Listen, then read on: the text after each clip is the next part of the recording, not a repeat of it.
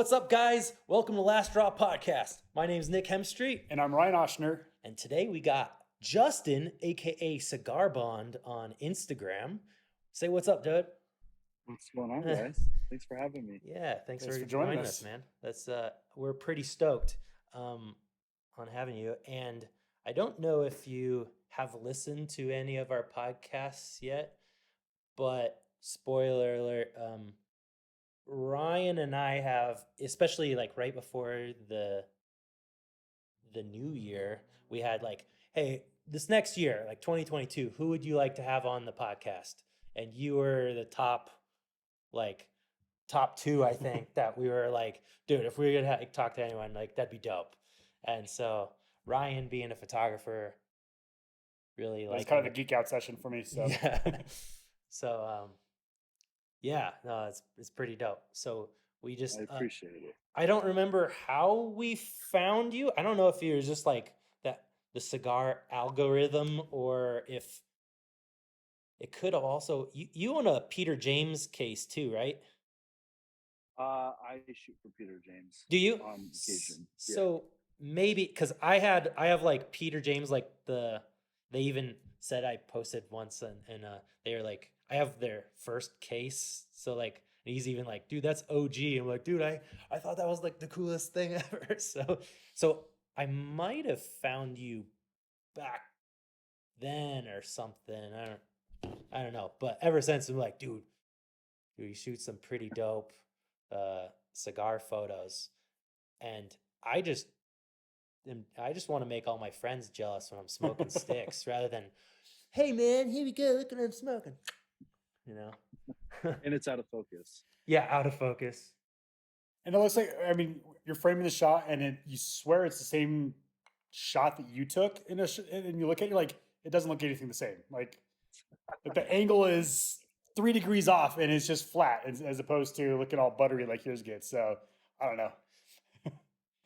And I have seen some of your other stuff. I think you're definitely on a cigar interview with. You said Cigars Daily.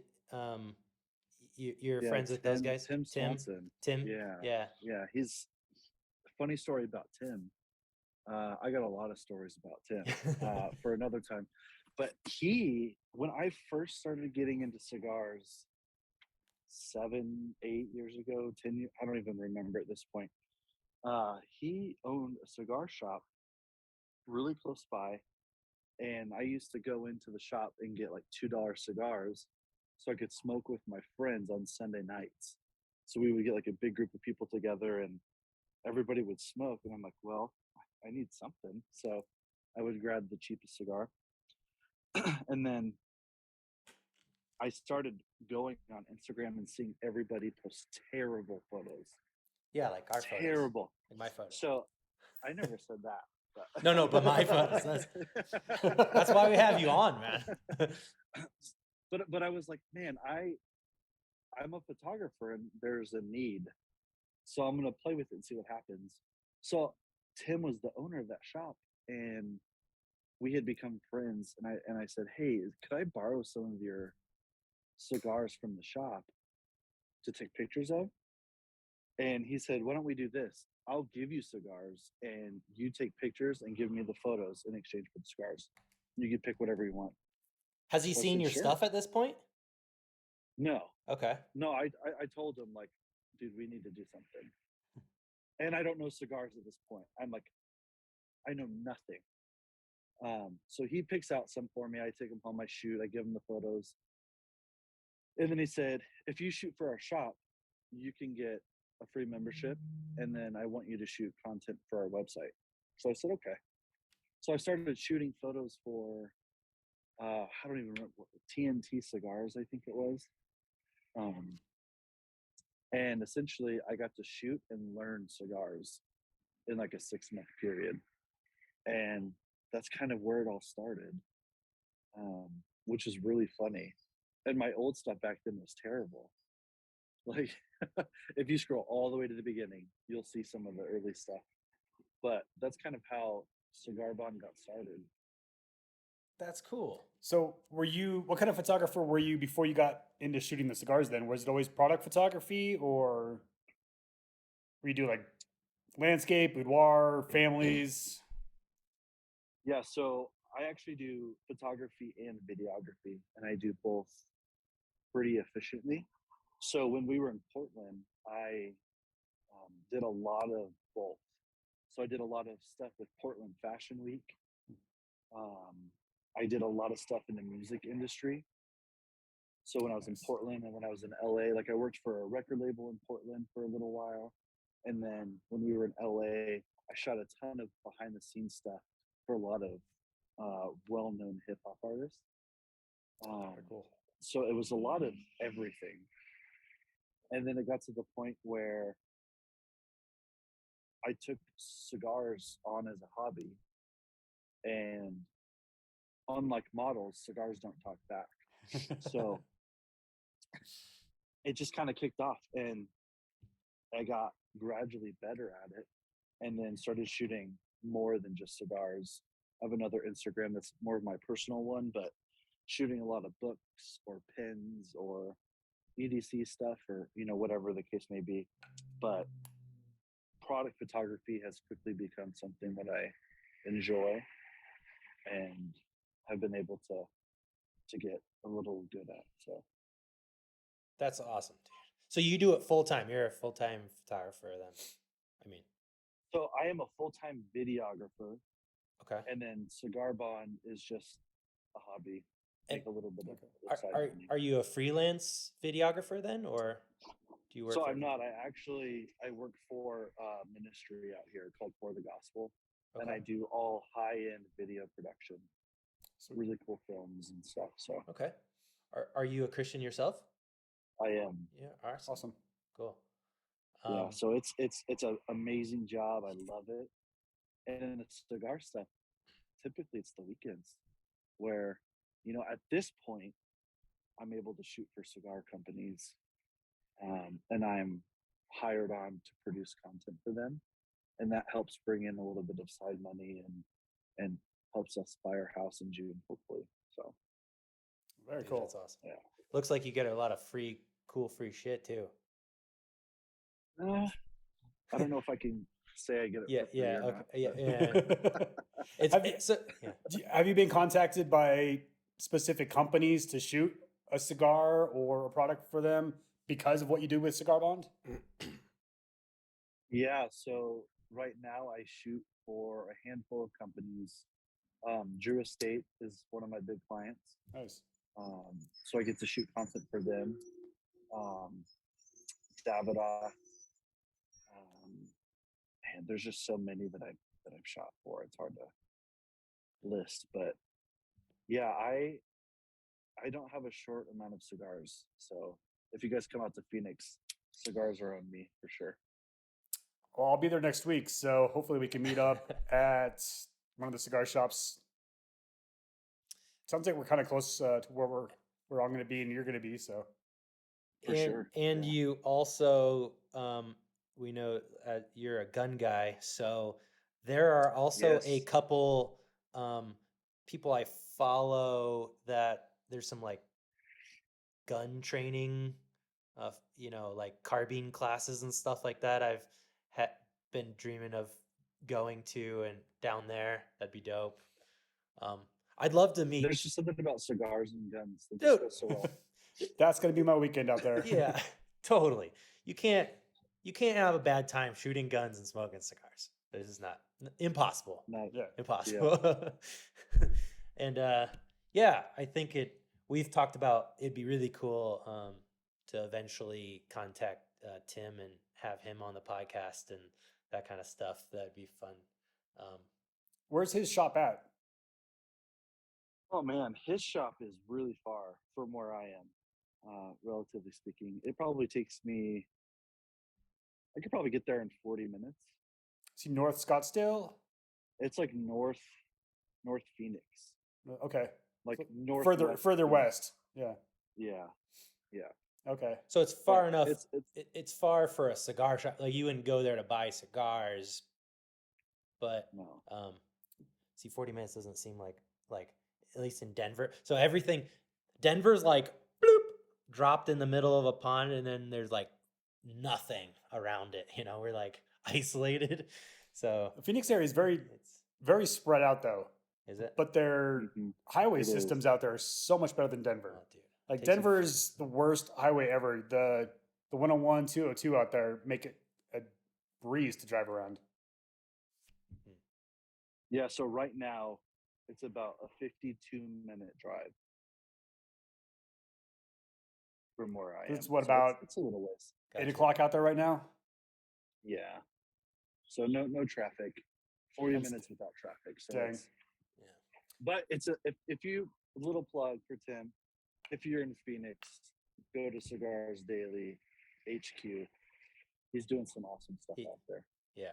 I watch all of his shit. It's kind of a I don't want to say tradition, but a lot of times like I'll wake up in the morning like on my weekends and I'll like watch his stuff and sometimes I have to have my coffee before I watch his videos because I think he's the only guy that can outdo my Energy levels? energy levels because I tend to be too much for people.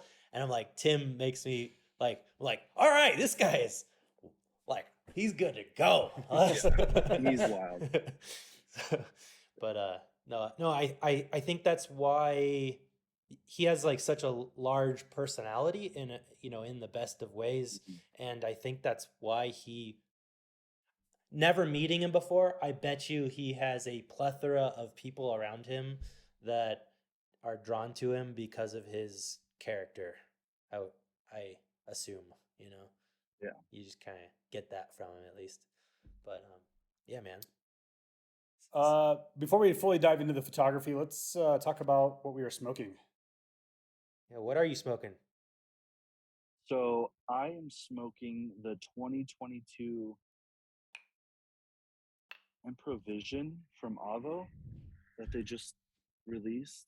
Oh, nice. I don't know a lot about it quite yet, but they I've were in the never seen that mailbox, one so I before. thought it might not be out yet. I'm not sure, but it's great. It's a great cigar. Avo is crushing it. I will say that. Bah. Yeah, that's a great cigar. I've never had this one before. The Avo Caribe.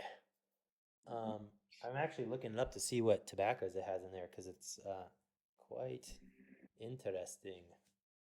Yeah, it's really good.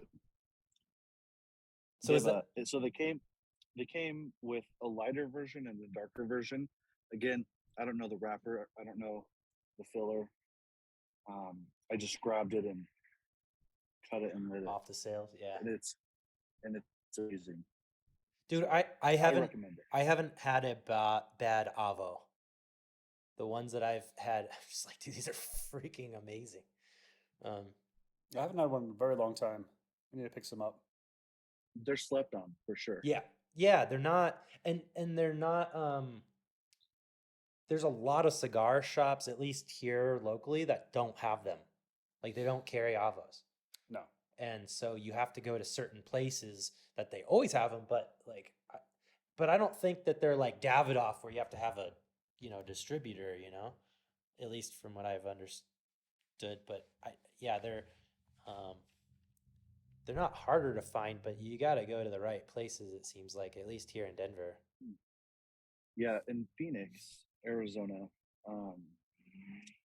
everywhere I go, we have them. So it must be a shop specific thing. But they're pretty available here, Okay. and I've had some really good ones. Nice. They've become a favorite. I also am a huge fan of Dominican tobaccos, so Avo just kind of falls into that wheelhouse for me. Like very much, you know, that earthy kind of flavors that come from Dominican tobacco is just like, man, it's so good. So I like a lot Honestly, of this one. yeah, I like a lot of No, go Dominican. ahead. I like a lot of Dominican cigar companies that tend to be like, yep, I really like their stuff. So What I like about this one so far, and I'm past the first third of it, and it's not harsh. It's not punching me in the face. It's earthy, It reminds me of a lot of the Cubans that I smoke. Maybe that's why I'm really enjoying this. It's a very enjoyable cigar. There's nothing about it that I hate so far. Hopefully, I can find it while I'm down there. You're gonna have to bring some sticks back with you. Yeah, I guess to I find some goodies. Our tobacco tax is hardly anything out here. So, Oh, really? Then I'm really gonna give you money. Hey man, buy me some stuff. Come back with presents. I wasn't gonna bring it back to check on the plane, but I might have to just so I can bring all his sticks back. I was gonna go there with a backpack. just go to my storage unit and I'll get you some stuff. When you have a storage unit full of cigars, that's a problem, man. That sounds like a step up from my that's 3 little Tupperdoors that I have currently.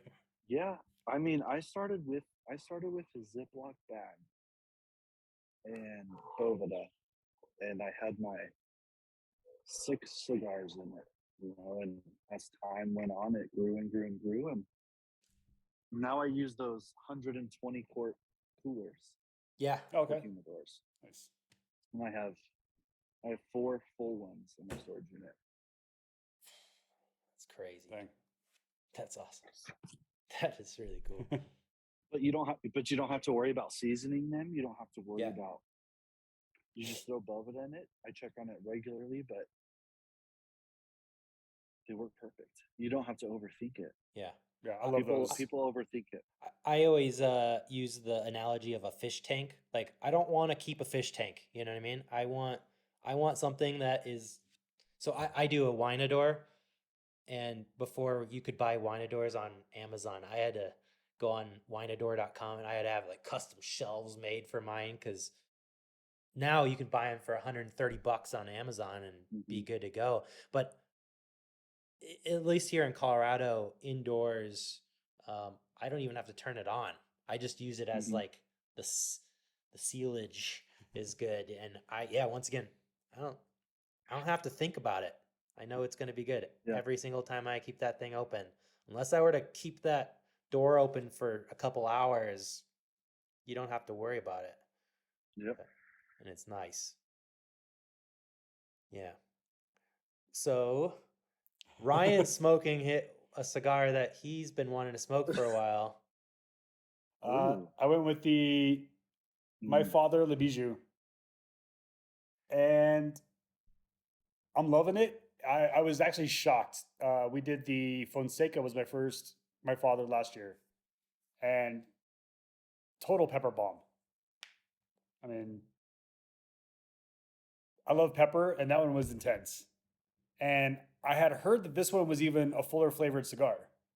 So I was kind of expecting it to be more of an ass kicking like pepper bomb than that one was. But it's actually got a sweetness to it that has mellowed it out. So it's got a really good blend of pepper and sweet. Is it a Maduro? And chocolate. Escudo. Oscuro, okay. It's a good cigar. Yeah. Yeah, I'm really happy about it. Yeah. I smoked one of those. We had a My Father event out here. I think it was like a $30 stick. I think. It's been a minute. That expensive?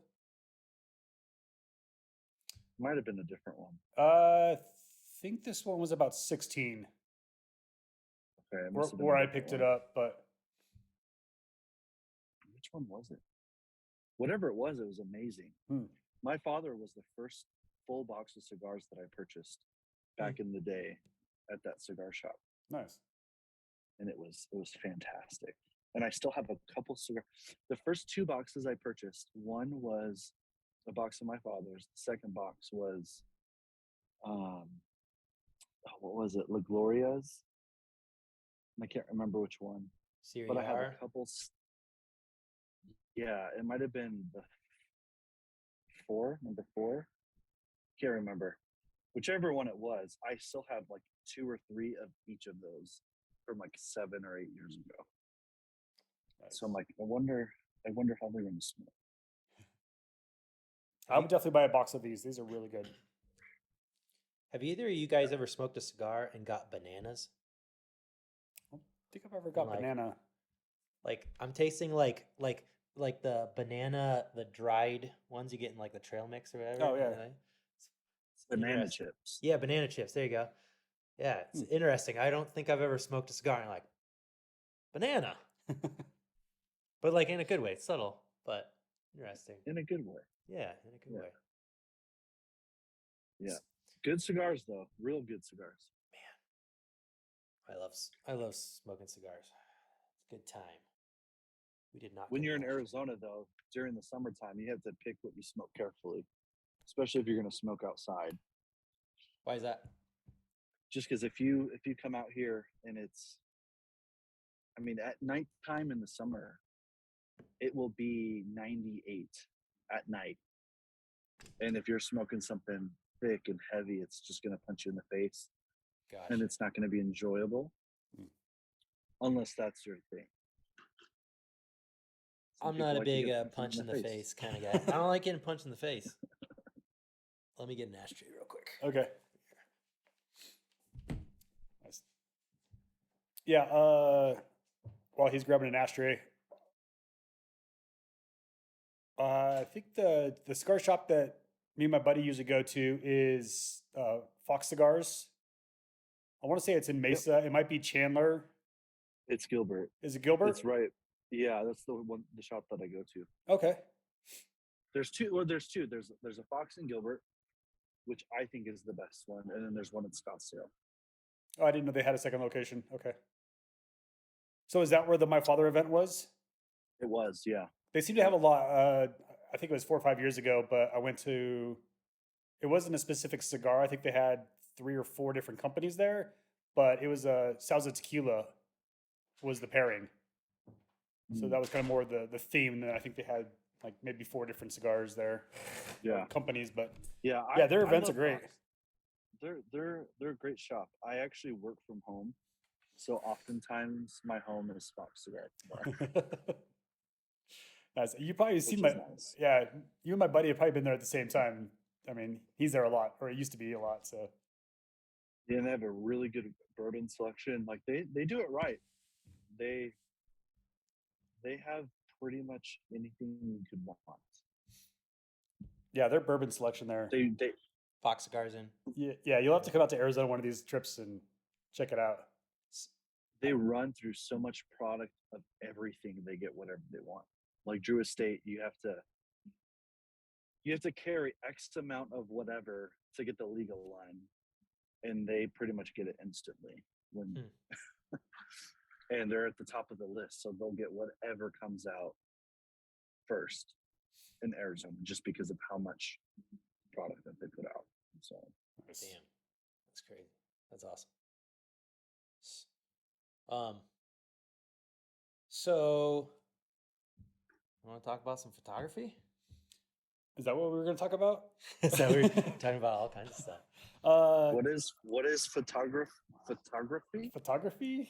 So reason why I brought up Tim earlier was I was watching. I think you were on his show or whatever, and you were talking about taking photos. And I think your first like tip was like, for the love of God, wipe off your schmutzy lens or whatever. Oh, that's funny. and it's funny you mentioned that because so I take photos. So I'm a tattoo artist. So taking a good photo of a tattoo, of a freshly done tattoo, is way more difficult than doing the actual tattoo. So and you're just like, oh man, and you see all these other guys on Instagram and YouTube, tattooers, and they're like, I know, like glare galore and having to use, all these like crazy tricks to try to get glare out. And but I always catch myself doing the same thing, like beforehand, because you see sometimes people take photos of tattoos, being what I know, and it's like it looks blurry, but not in like a bokeh like artistic way. It's just like it's Like, dude, like a fingerprint yeah. on the lens. But yeah, so I always keep that in mind too when I'm trying to do that. But Yeah, glare is hard. Yeah, we can get into that. I could easily help you with that and get that taken care of. That'd be awesome. There's some I use a there's some CPL tricks. filter and a polarizing lens on my light. That's the only trick I've ever heard that seems to do remotely anything, and it still doesn't. And tattooing is a there's I don't want to say rules, but there's definitely a code of ethics that is involved, meaning you don't want to Photoshop and you don't want to make your tattoos look like better than what they are, right? So you don't want like, do you have tattoos yourself? False advertisement. I Yeah. have a few. Yeah. Well, So you don't want to make the blacks look like Ryan's shirt, right? Because like, for the love of I God, have the best ink. yeah, have the right. best Yeah, ink. yeah. It's magic. I actually have a buddy that has a bottle and he put a piece of tape on it and he said Photoshop black on it. You know what I mean? Because it's just it's it's a sleazy to do. And then all your clients that don't know better, they think that you can deliver said kind of tattoos. And so much so there's Instagram pages out there calling out tattooers that do stupid shit like that because they're like Yeah. they hunt the clients down and show the healed photo and it looks like complete and utter garbage compared to what they posted, right? Hmm. And you can even Yeah. see like Photoshop brushes in there and you will get shunned out of Mm. existence if you do that in the tattoo industry. But um sorry, that's what I relate to. And Yeah. for the love of God, yeah, I hate taking tattoos of. If I can ever afford to like have a photographer just be there after I tattoo and just be like, dude, do your magic. Like I would, And that'd figure be out awesome. that Oh glare. man, I was like, you deal with it. Like, I don't- Yeah. And glare is one of the biggest things I found shooting the cigars is, I mean, the bands, some of them are very shiny. So trying to figure out the lighting and everything looks great, but then you got this glare coming off part of the band and you can't totally read what it is. And that might be that's my first question is how do you deal with the glare of shiny bands? Yeah. So unlike a lot of other people on Instagram, I shoot everything with natural light. Hmm. Everything comes from my living room window. Okay.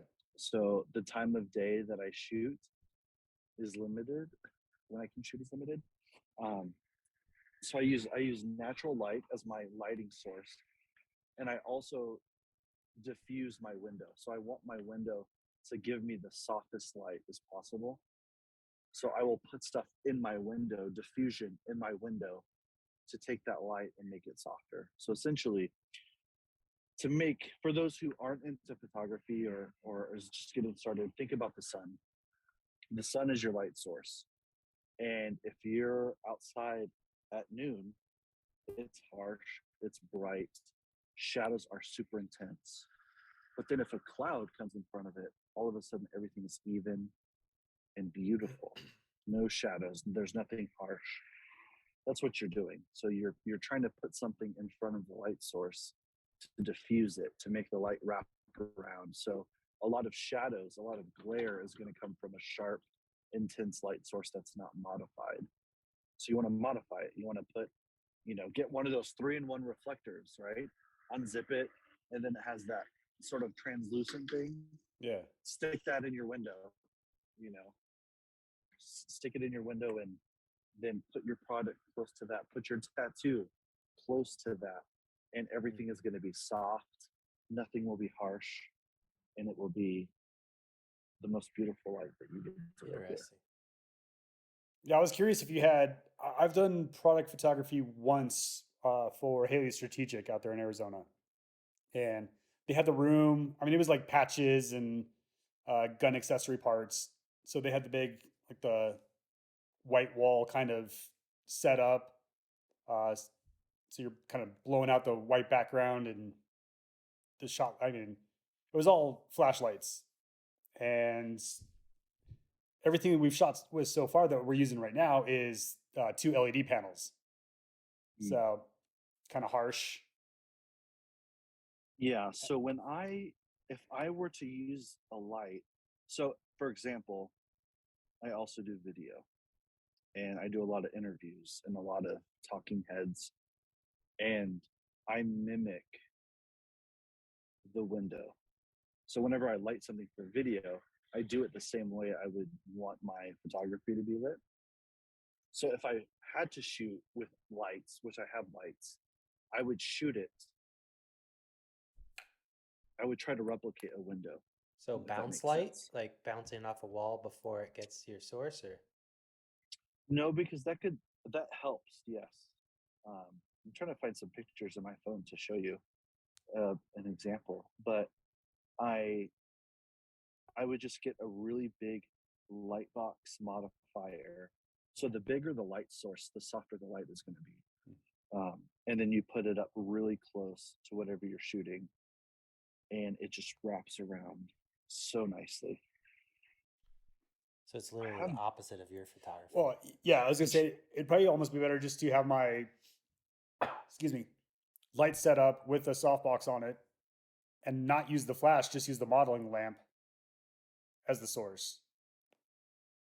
So I'm not getting any kind of harsh flash or anything. Yeah, even flash though, it doesn't matter as long as whatever the light is going through is big enough and soft enough. So I'm you not seeing mentioned any. when you first started talking about it, how your time of shooting is limited. What do you mean by that? Is that the light is coming through your window at a certain time? Yeah, so based on the way that our house is facing, I can shoot from like 9 a.m. to 3, and I Okay. can't shoot anything after 3 because we have a big tree and like the sun is too far, and it's not like I want as much light coming through my window as I can, Gotcha. and it's going to be harsh until I modify it, right? So I'm having to put stuff on my window Gotcha. to bring the softness into it. So you want a But I lot want of as much light. light as Yeah. possible. Okay. Gotcha. That makes sense. Yeah. Okay. But it comes down to the modification. So essentially, I'm using outdoors as my light, and then using the window as the modification, and putting up. I mean, even if you were to get like a translucent shower curtain or like a frosted shower curtain, that would act as Yeah.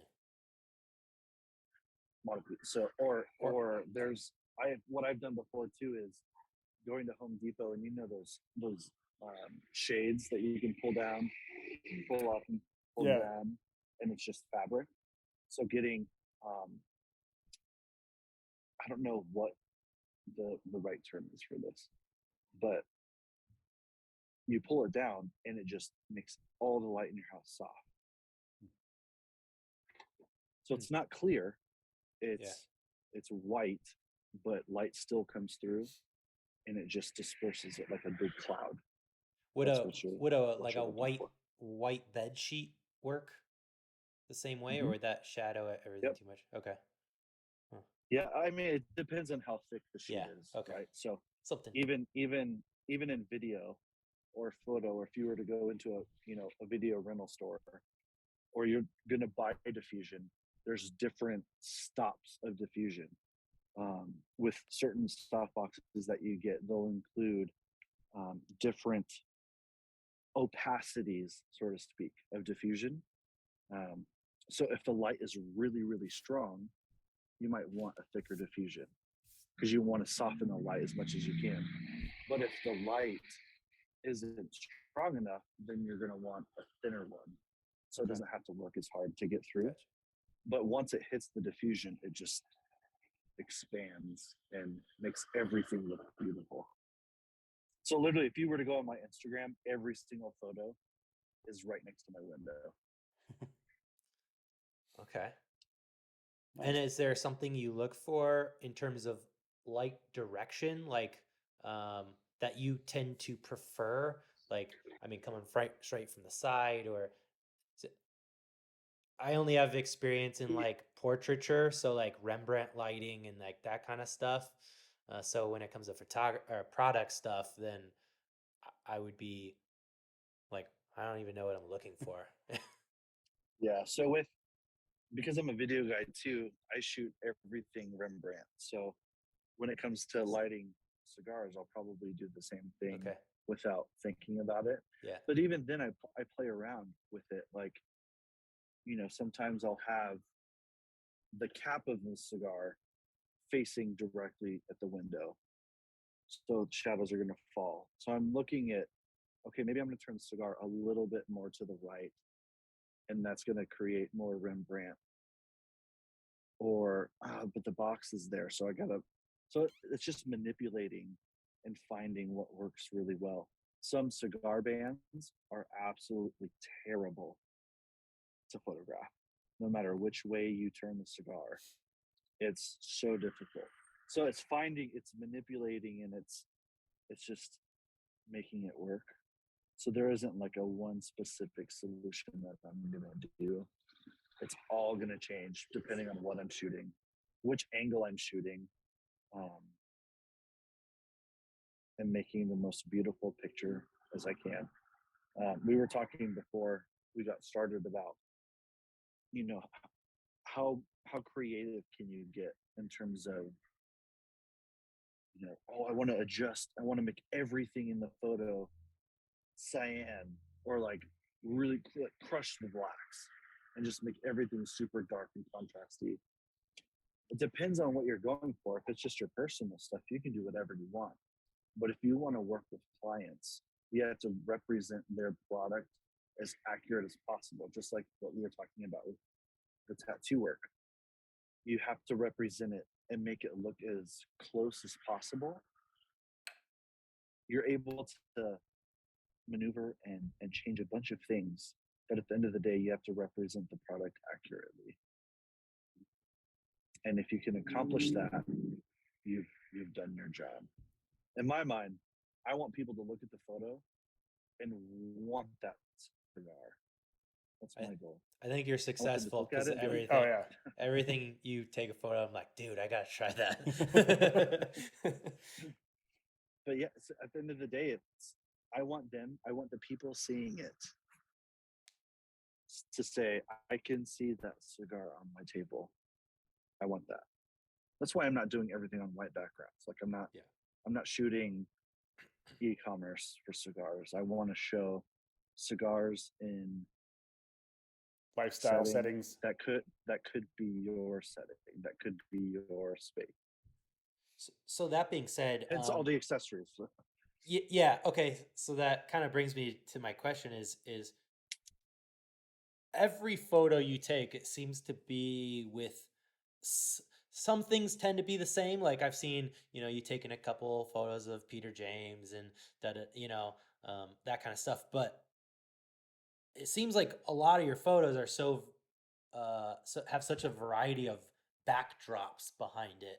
So is this just stuff that you've collected that you have lying around, and just cigar toys that you tend to do? I mean, I guess in conjunction with that question, is this window that you speak of, is this your living room that you just kind of place a large, because what I struggle with is what's in the background, and when I try to manipulate where I'm taking a photo of, I'm like, oh, but there's some guy, whatever, picking his nose over there. So I don't want to get that. So, or oh, there's some cars and something over there. So like where, and so I'm like walking around trying to take a cool photo and trying to give a background that minimizes all the crap that I don't want to see. Yeah, well, you're ahead of the curve because a lot of people don't think about what's in the background. Even though I'm a they're painter and artist, I have to think about stuff like that. Yeah, so that's huge. I think for me, I have collected a number of different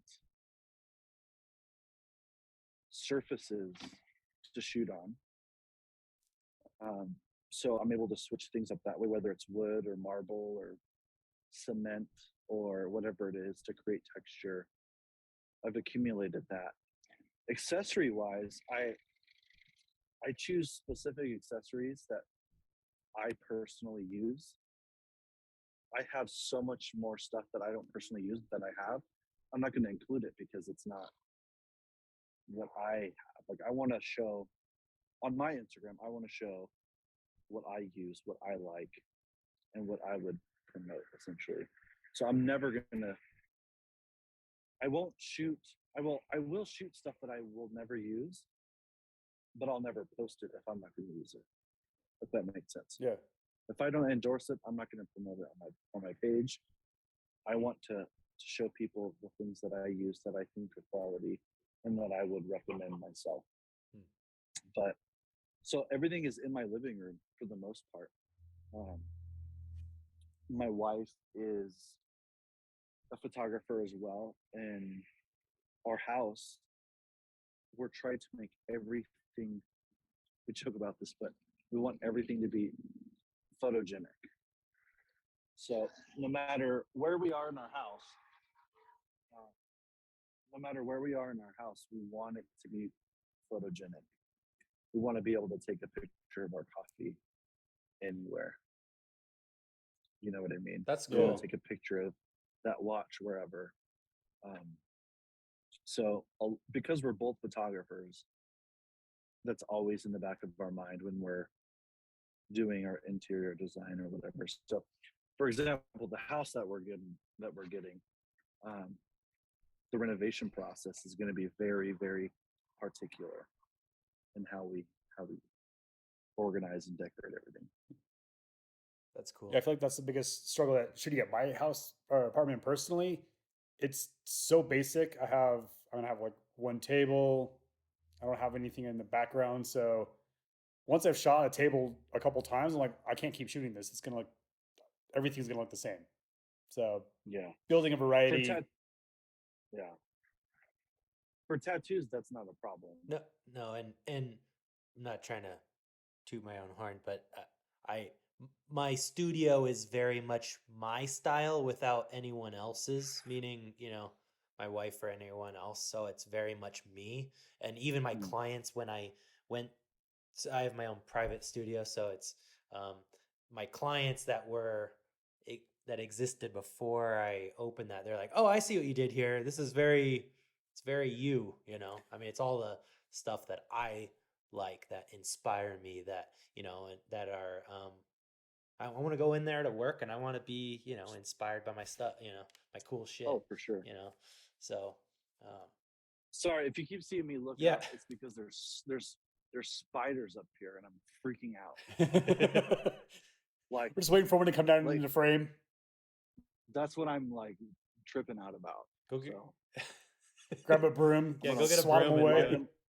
Light them on fire. So then it's I mean, staying true to the product that you're shooting, I'm guessing you're not using any kind of presets or a whole lot of post work to. No, I mean, I edit my photos, but I don't throw presets on it, at least for client work. But client work is very close to what I'm doing. Like, I edit every single photo.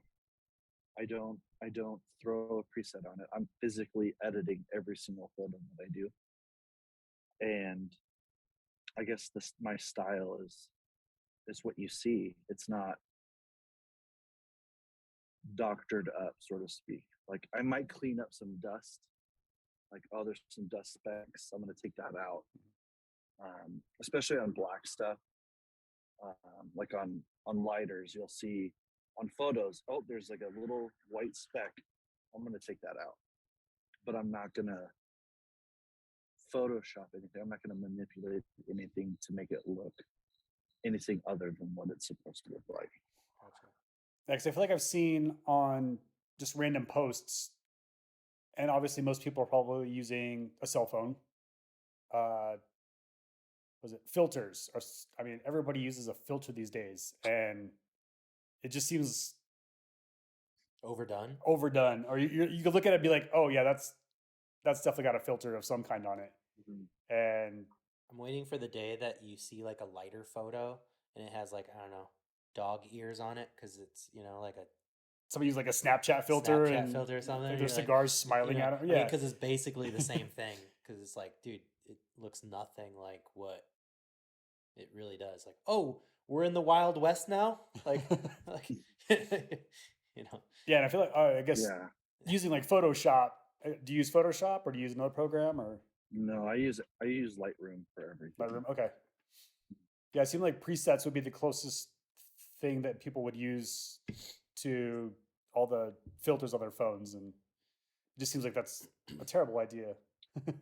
Yeah, I mean, don't get me wrong. Like, I'll use certain filters on Instagram for my stories, like stuff that I shoot with my phone. Like, I have like 2 or 3 Instagram story filters that I use for boomerangs and stuff, but that stuff's gonna go away in 24 hours, and it's stuff that I do a little bit different than what's going to be posted on my actual story or for a client. But It's not the product if it's shot. It's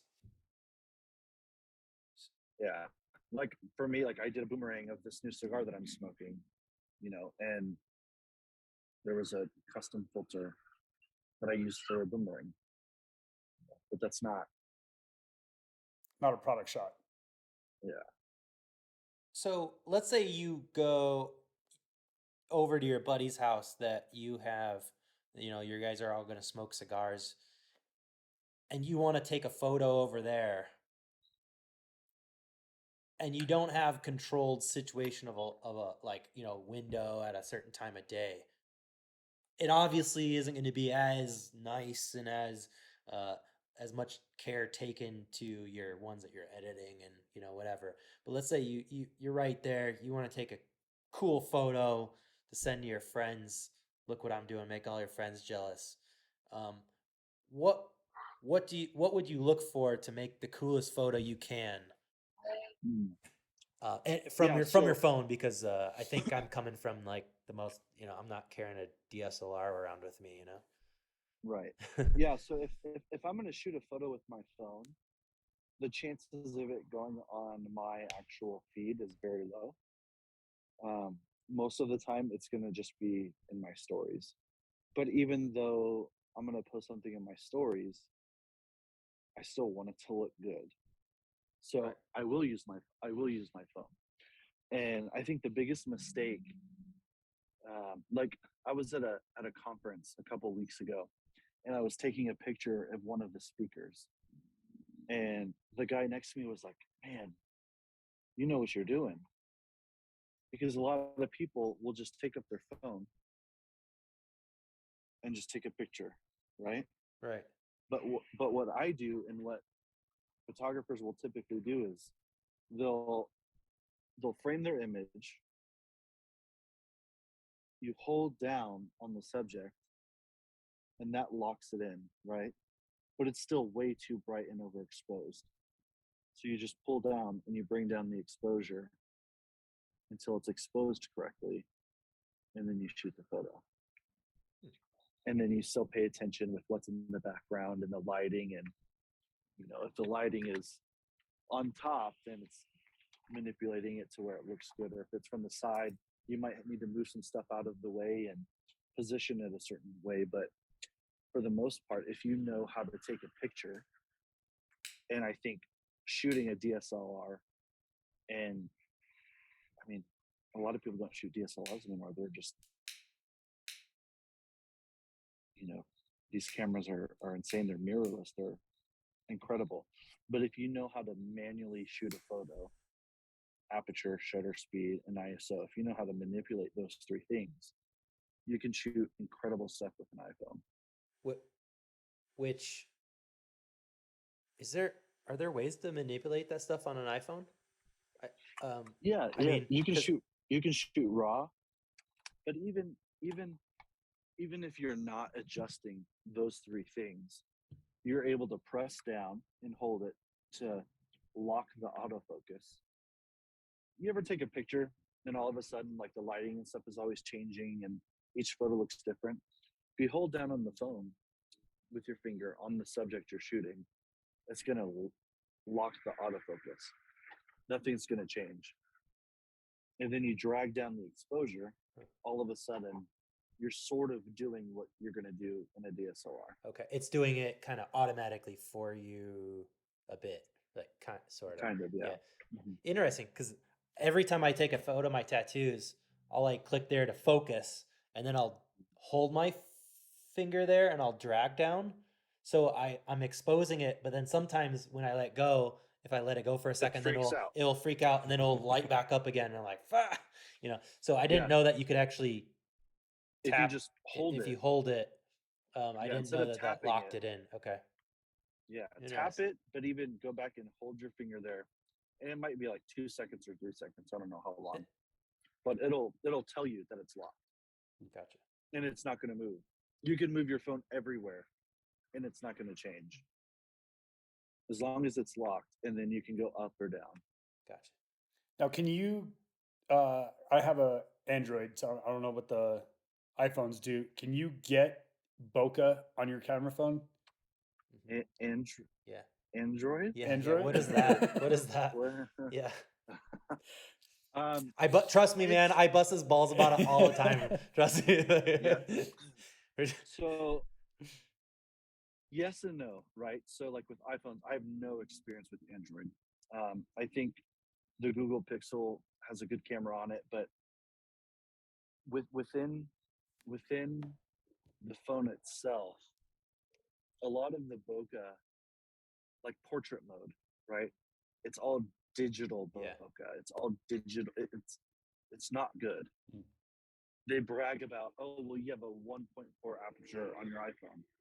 Well, it's all the sensor of the iPhone or the camera phones are so small. It's really hard to accomplish bokeh. There's a couple of ways you can do it. The first way is positioning, so not doing a flat lay. You don't want to shoot from the top down because there's no depth. So instead of shooting, your cigar top down, On shoot it top this of a way. table. Yeah. Sitting on Yeah, top of it. and shoot it where there's depth. That'll sort of blur out the background, not like a DSLR will. You can't compete with that on an iPhone. There's also this company called Moment, where they have lenses that you can attach to your phone, and you can get much closer to DSLRs with those lenses. But even then, it's not going to be the same. So yes and no. You have to figure out what you can do well with an iPhone and then do that well. Gotcha. Like Yeah. people need to stop trying to compete with these professional cameras. I also think coming from, once again, for everyone listening, we're all three of us are artists to some standpoint, and I'm not a photographer. But the thing that I learned, but I paint, and I take a lot of my photography. When I am photographing something, I'm doing it for a painting. Like, I don't care. Personally, I'm not photographing to make a good photo. I'm making it for a good reference so that I can later manipulate it into a tattoo or a painting. And I can take artistic liberties later in doing that. But I think the thing that a lot of people that don't think about the artistic nature of what it is you're seeing is they're unwilling, kind of what you were saying, Justin, is like they'll just kind of like hold their phone up and snap it and that's good to go. But Yeah. like moving around, like even, and I think some people are worried about looking like an idiot or something, but like, man, like even getting down, like I've gotten down close to the ground and like, what does it look like over there? And then I'll like walk over to some other spot and like, what does the angle look like for over here? Or, sometimes I'm smoking on my back porch and I have like he's getting All right, guys. They're attacking. Is having some flowers put in front of it or something like that to Yeah. create a little bit more interest in there, to find the cool angle. And Right. even if you don't have your house set up 100% cool like how you do, where every angle is photogenic, I think you can still find cool angles regardless of where you're at least some Totally. better than others. And I think too, what you were saying is something that I like to do is put stuff in the foreground because that's going to create dimension. And if you put something in the foreground, it's going to create things to be interesting. It's going to show depth. And if there's something in the foreground and you're not focused on that subject, you're focused on whatever you're shooting, that's going to create a little bit more of the bokeh effect. So that's a way to cheat it. So like if I'm shooting my cigar and I put something here and I'm shooting a cigar past this thing that's in front of it, it's going to create some interest. So like even in some of my shots, I will purposefully put a lighter or something really close to the lens, even though I'm shooting something past it, because it's showing depth and it's showing dimension. So you're trying to manipulate Even if it. it's not, it's bokeh out, you hardly ever see it. You can barely tell what it is. You're saying it just looks Yeah, cool. or shooting through something. Like I'm shooting a cigar on the table, but I have my bag there and the handle, right, is like an arc. I'm shooting through the arc, which is creating foreground, blurred out, but I'm shooting through it and it's drawing the attention to whatever I'm photographing. That's the kind of stuff that makes photography and art fun, in my opinion.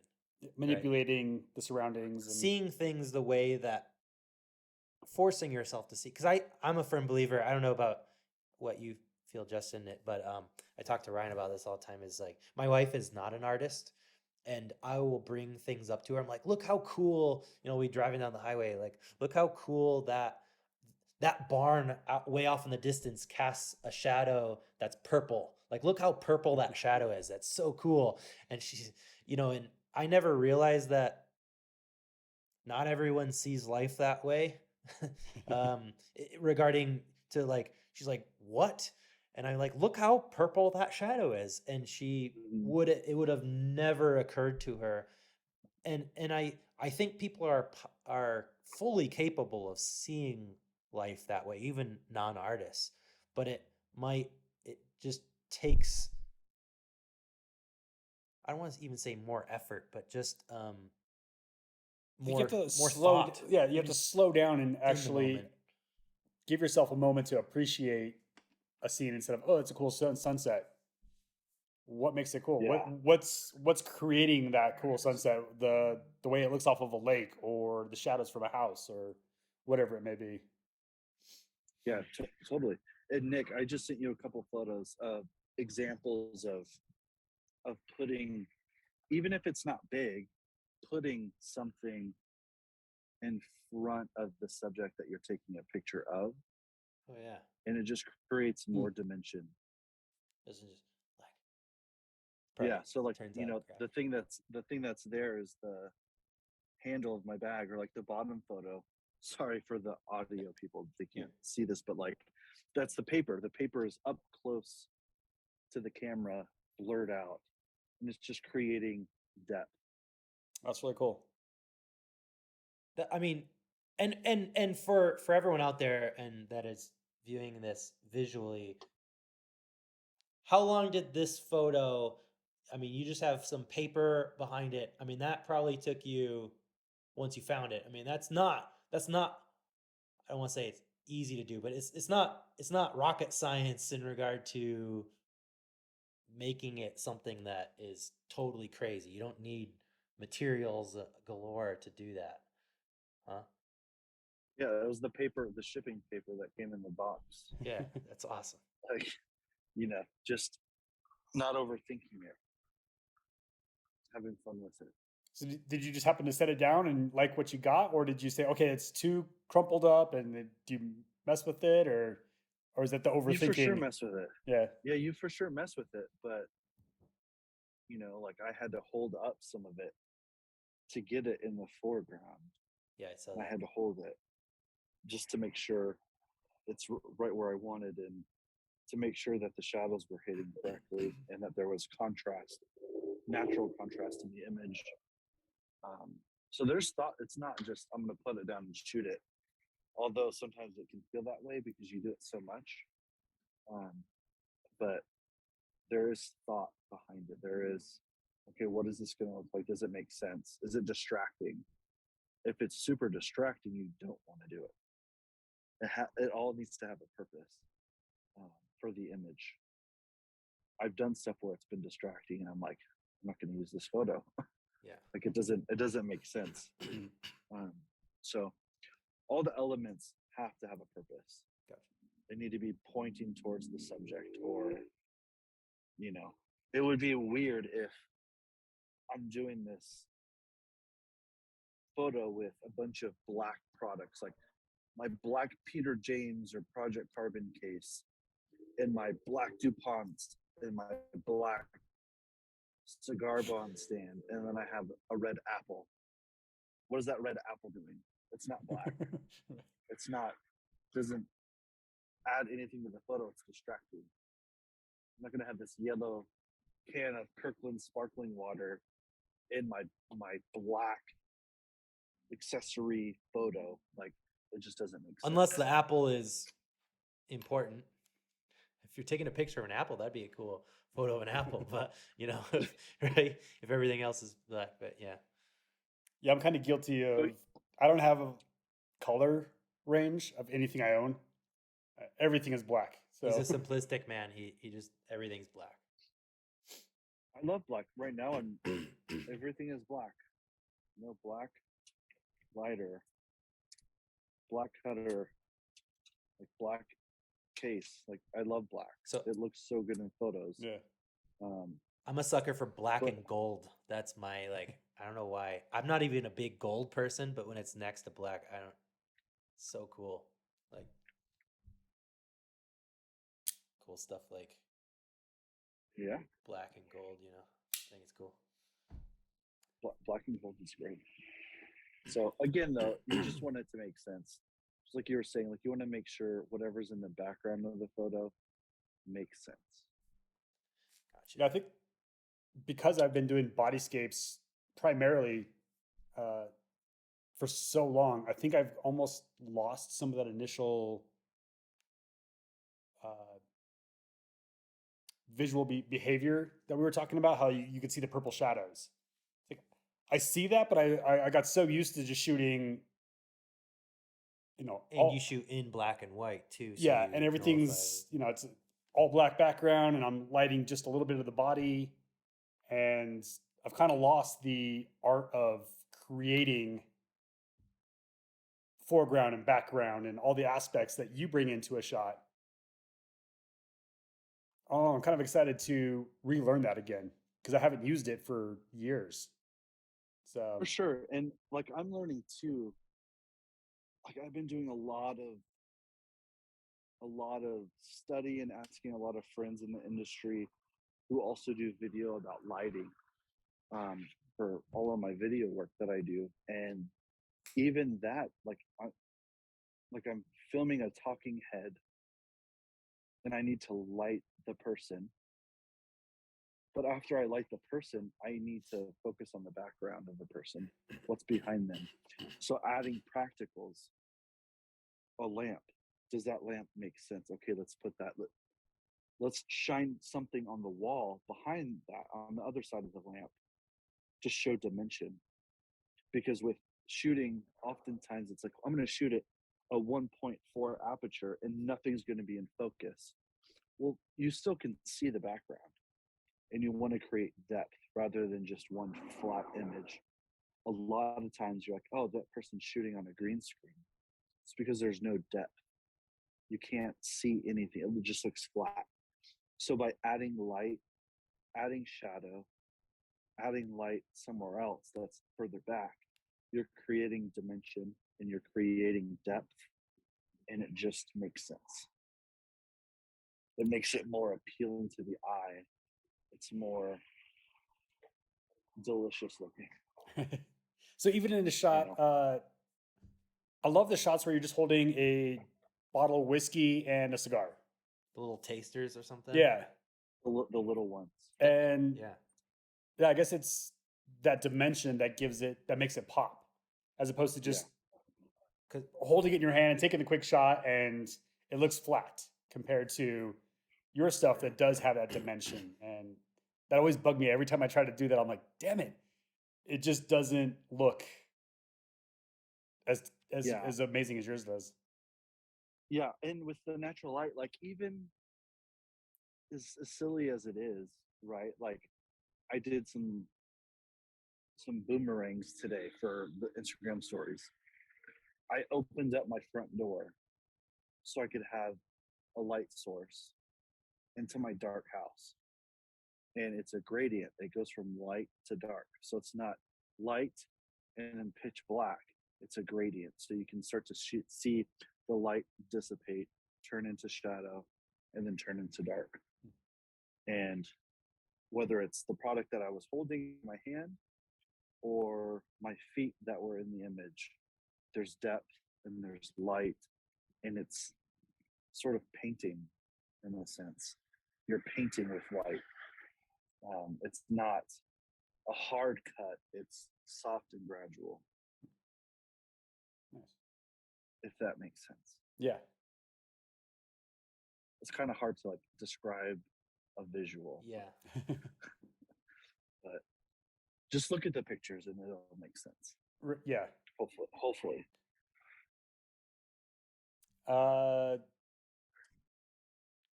Quick technical question. What camera are you using, and what's your favorite lens to use? Which is your favorite kid? No. Right. Do you have a go-to lens that you use just for cigar sure. shots? That For sure, absolutely, yeah. So I was shooting on Canon 1DX Mark II, and then I sold that, and I picked up two of the Canon R5s. Hmm. So we're shooting on the R5 because it does good photo and video. Again, in my circumstance, I'm shooting both photo and video. So I need cameras that can do both. And so yeah, that's the cameras, that the bodies that I'm shooting on. The lenses that I'm shooting with, typically I'm shooting the Sigma 50 1.4 art series. So the 50 has been a really fun lens to use. And then sometimes I'll use the 100 macro from Canon. Okay. That's a fun lens to use. Not in a macro photo sense. I'll use a macro lens, but nobody would know that it's a macro lens. I'm not shooting it in the traditional, like super detailed shot. Mm-hmm. My wife uses that lenses for portraits at weddings to make it look, So it all depends, but typically I'm shooting the 50. I'll throw in the 100 macro, and then I'll play with the Sigma 35 1.4 art series as well. What's the art series? Is that just like a edition? It's a specific line of glass that Sigma uses. Okay. I love Sigma lenses. Yeah. I do have the Sigma. They're great. I have the Sigma 50, but it's not the art. It's the 1.4. But I would love to get the art lens. Yeah. They're cheaper than Canon glass, so and they're I feel just like as good. Yeah. Or better, honestly. I feel like the Sigma makes a better lens with better glass for a third of the price. Yeah. Pretty much everything within the last 2 years has been on the 50. Okay. Honestly. And I feel like I'd never break that out enough, because for my bodyscapes, I'm shooting it, I don't know, f14 to 20. So I just have my standard, I guess the kit lens, the Canon kit lens that works great for my bodyscapes. And I always forget that I even own the 50 because I don't use it for those. Yeah. So essentially, if you're taking the kit lens, which to 24 to 105 or whatever it is, using the 50-1.4 is going to be better at f8 than a kit lens at f8 would be, because the glass is better. It's a better lens. Yeah. So the image is going to be sharper. than a kit lens would be.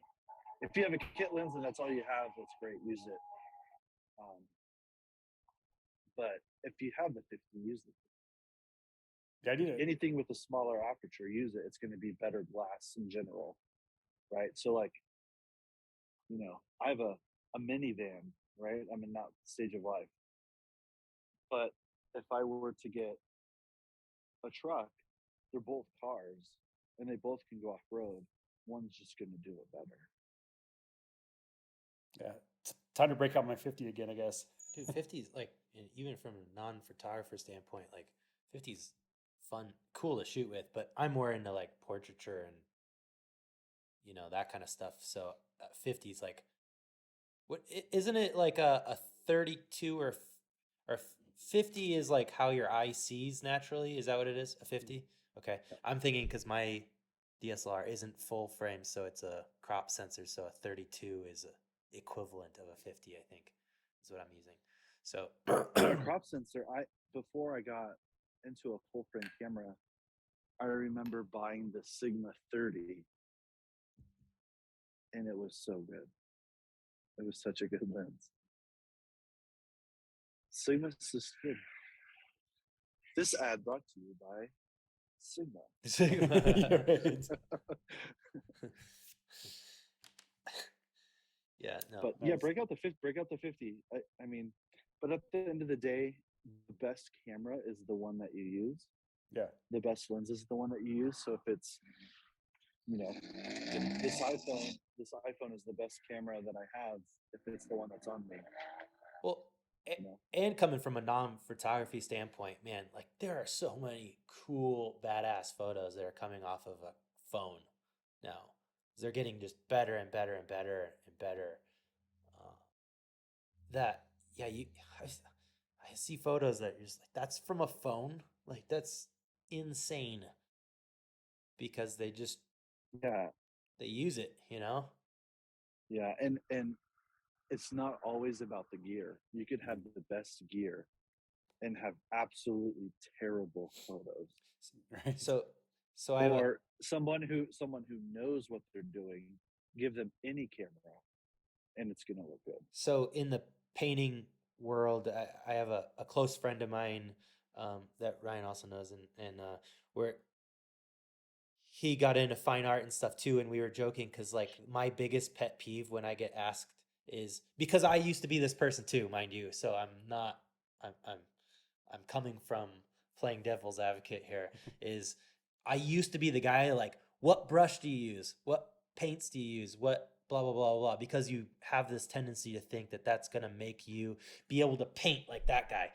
Deep down inside that's not the case, but so then I travel around the U.S. to take a lot of painting workshops by people that I admire. That's like my hobby, and I like going around and learning from different people I look up to.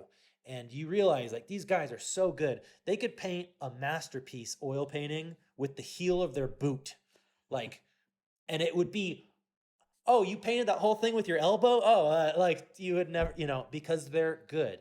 Now, and that being said, is you don't need this fancy. You don't need a $3,000 camera body to take good photos, and um, that if that's what's stopping people to take good photos, then that's not the right way of thinking about it, in my opinion. Yeah, there's obvious limitations, but if you're not using whatever camera you have to the fullest potential, and now the camera is stopping you from producing, then you shouldn't upgrade, right? Like I did not upgrade my T2i until it couldn't perform at the level I needed to perform at. It was So holding then you I back. upgraded. It was holding you back. Exactly.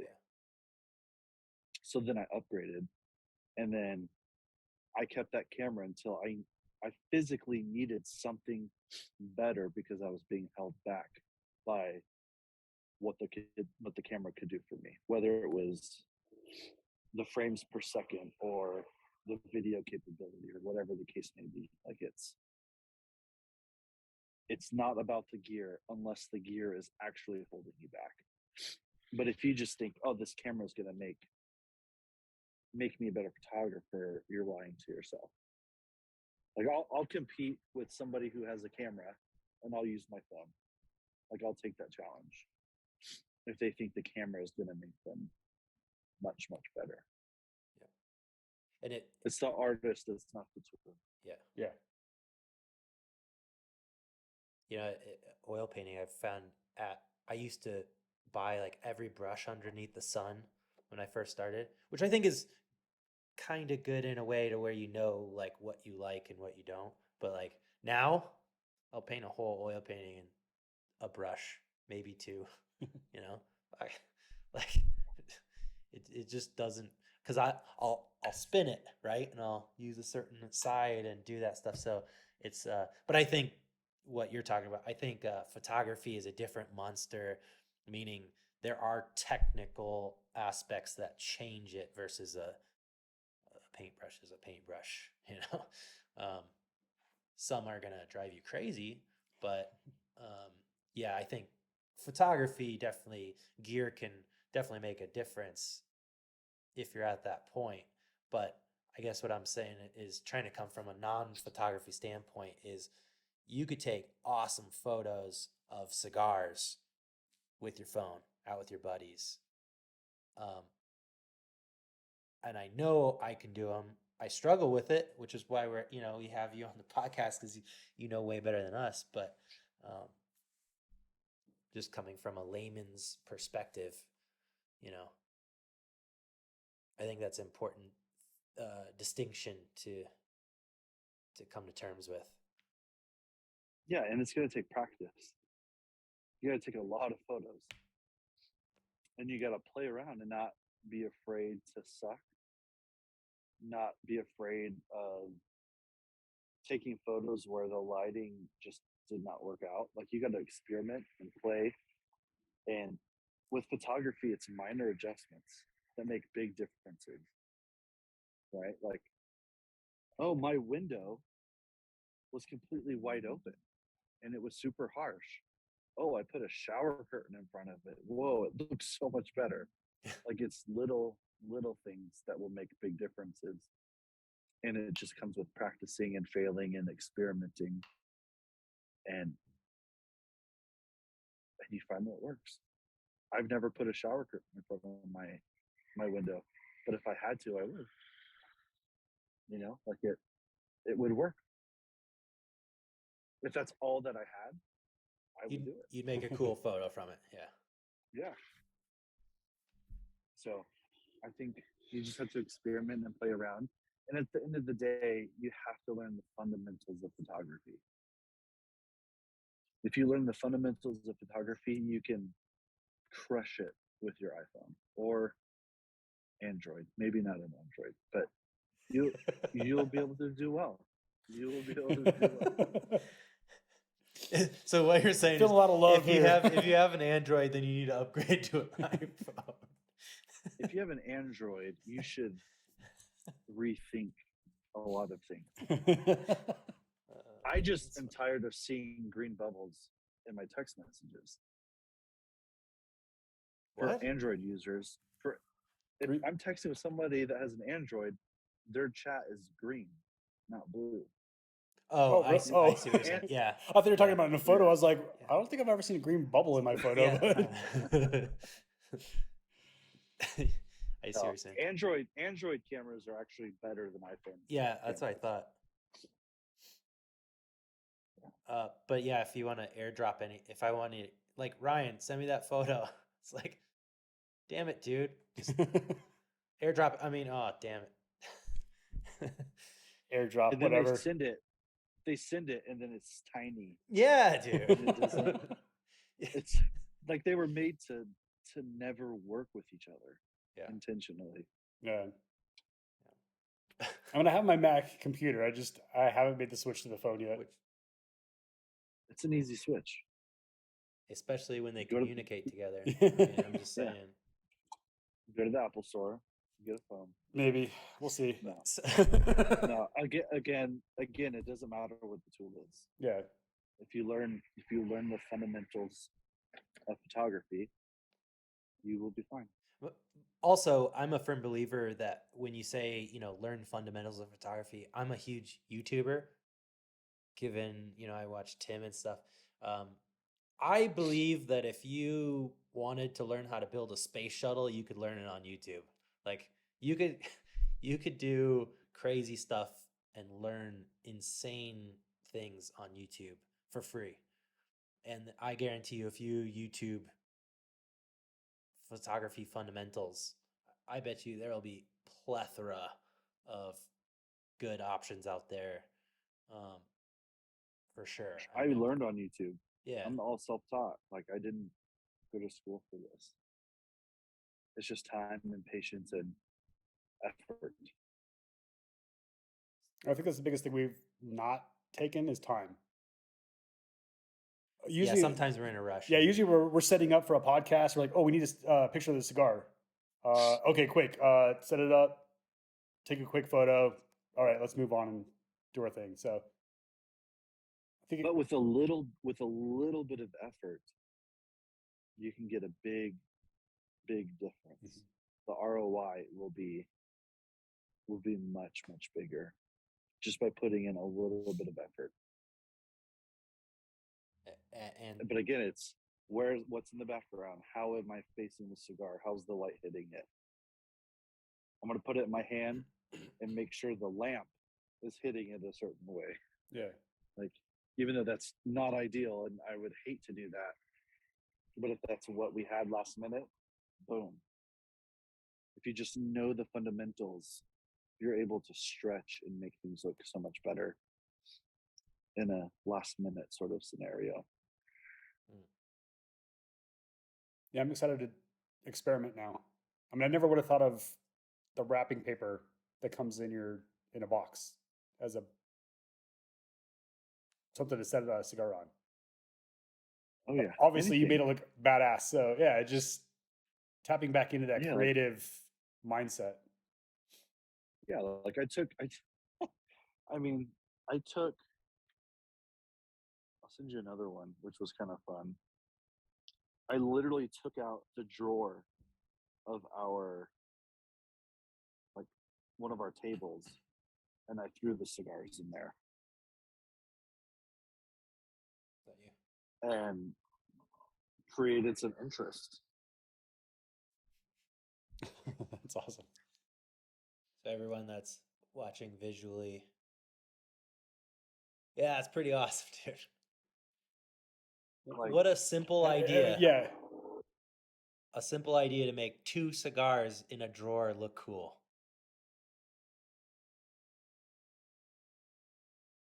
yeah. so it's just playing around with stuff. It's making use of everything that you have. Like for Christmas, let me see if I can find it.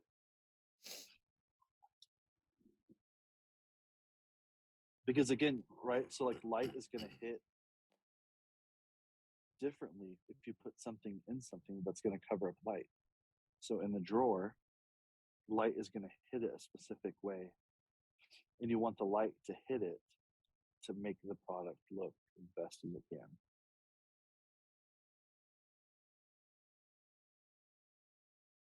Where's the Christmas one? Oh, are we talking about in the Christmas tree? No, Oh. it was another drawer shot. So by the way, you posted, I think it was last year or the year before, you posted one with a cigar or something in a Christmas tree. And so I was inspired by that photo you took, and on my personal page, to kind of announce to people that that we were having. I have a 9-month-old son, so for our first here, and I kind of put a plaque in there with his name and like expecting Yeah. baby Hem Street, kind of. I shoved it in our Christmas tree because I was thinking about your, with the Christmas lights, and I was trying to get artistic with it, and because I remembered your photo of you putting some cigars in a Christmas tree. I was like, Yeah. that's so cool. Yeah, it's so fun. Like, and like here's some images of it in the like stuff in the foreground that creates depth and dimension. And then the last one there, whenever it sends, the last one was in a drawer, like just using a bunch of stuff of what you have. Okay, so once again, example of using stuff in the foreground, aka Christmas Yeah. tree.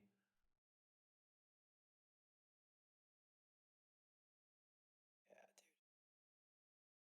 So good. I like this one, Yeah. how you can't really see it on the camera, but the lights are super bokeh out in the forefront. Is that, I assume those are Christmas lights? Yeah, they're little tiny string lights, and that's the same Yeah. drawer.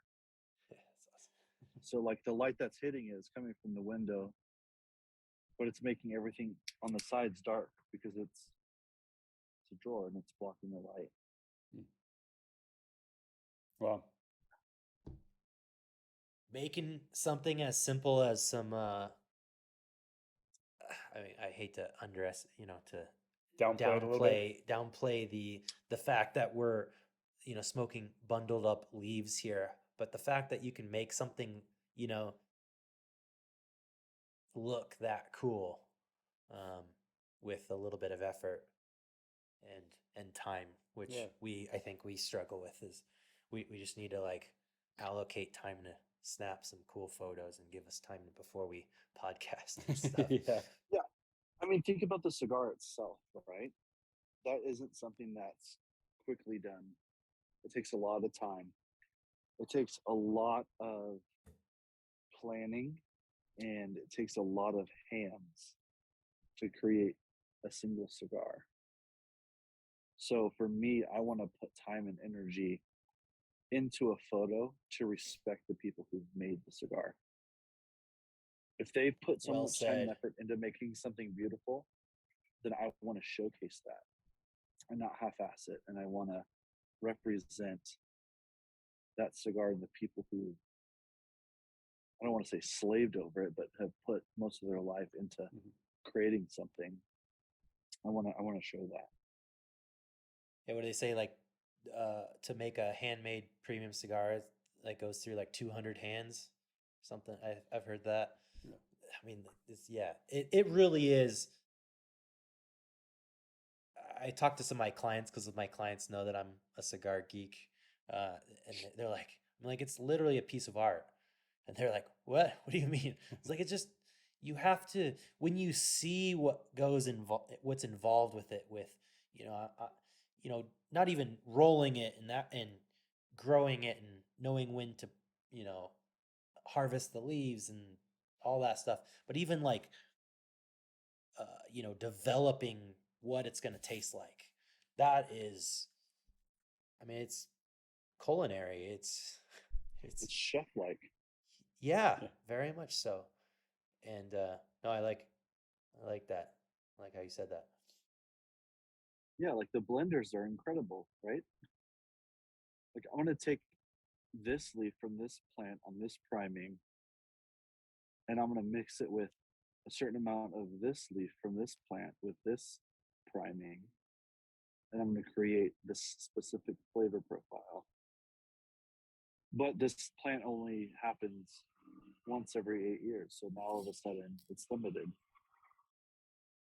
and we can only have this specific blend because this specific leaf only happens so often. It's just like, I didn't know it that blows my mind. actually. A leaf is only made once every 8 years. What do you? Well, no, it depends on like the type of tobacco, right? Oh, So okay. like I was just talking with a buddy who said this specific tobacco's not been harvested and planted, and I've not had access to this plant in 8 years. And finally it's going to be coming back around. Now I have the opportunity to use this specific ingredient again. Is that the seed that's limited, or? Yeah, I think it could be a handful of different factors. Huh. Interesting. For sure. Like, for example, I I can't remember which manufacturer this is, so I'm not gonna say. But I remember a friend telling me that they were unable to create this cigar because they had a bad hailstorm one season and it damaged all of their product. Gotcha. So now all of a sudden, you've not been able to create the cigar in 2 years because a harvest just got completely damaged. Man. So if you're a manufacturer that depends on other farmers to get your tobacco from, and they don't plant something, if they're not planting, they switch things up. You're limited to what they produce. Gotcha. It's That makes sense. Yeah. what ingredients are available, and then all of a sudden that ingredient is not available for some reason. So you have to switch it and do something else. And now all of a sudden it's a different blend. You can't create the same cigar until that specific ingredient comes back. Yeah, I didn't think about Maybe other people maybe growing it never for comes you. back. Gotcha. I think that's what gives me enjoyment out of smoking cigars as a whole as well, is because when I smoke a cigar, it's I when I couldn't afford cigars, I smoked pipes because it was cheaper in my starving artist tattoo days early on, but and I quickly, when I was able to afford cigars, I just stuck with cigars. There's something about holding a cigar.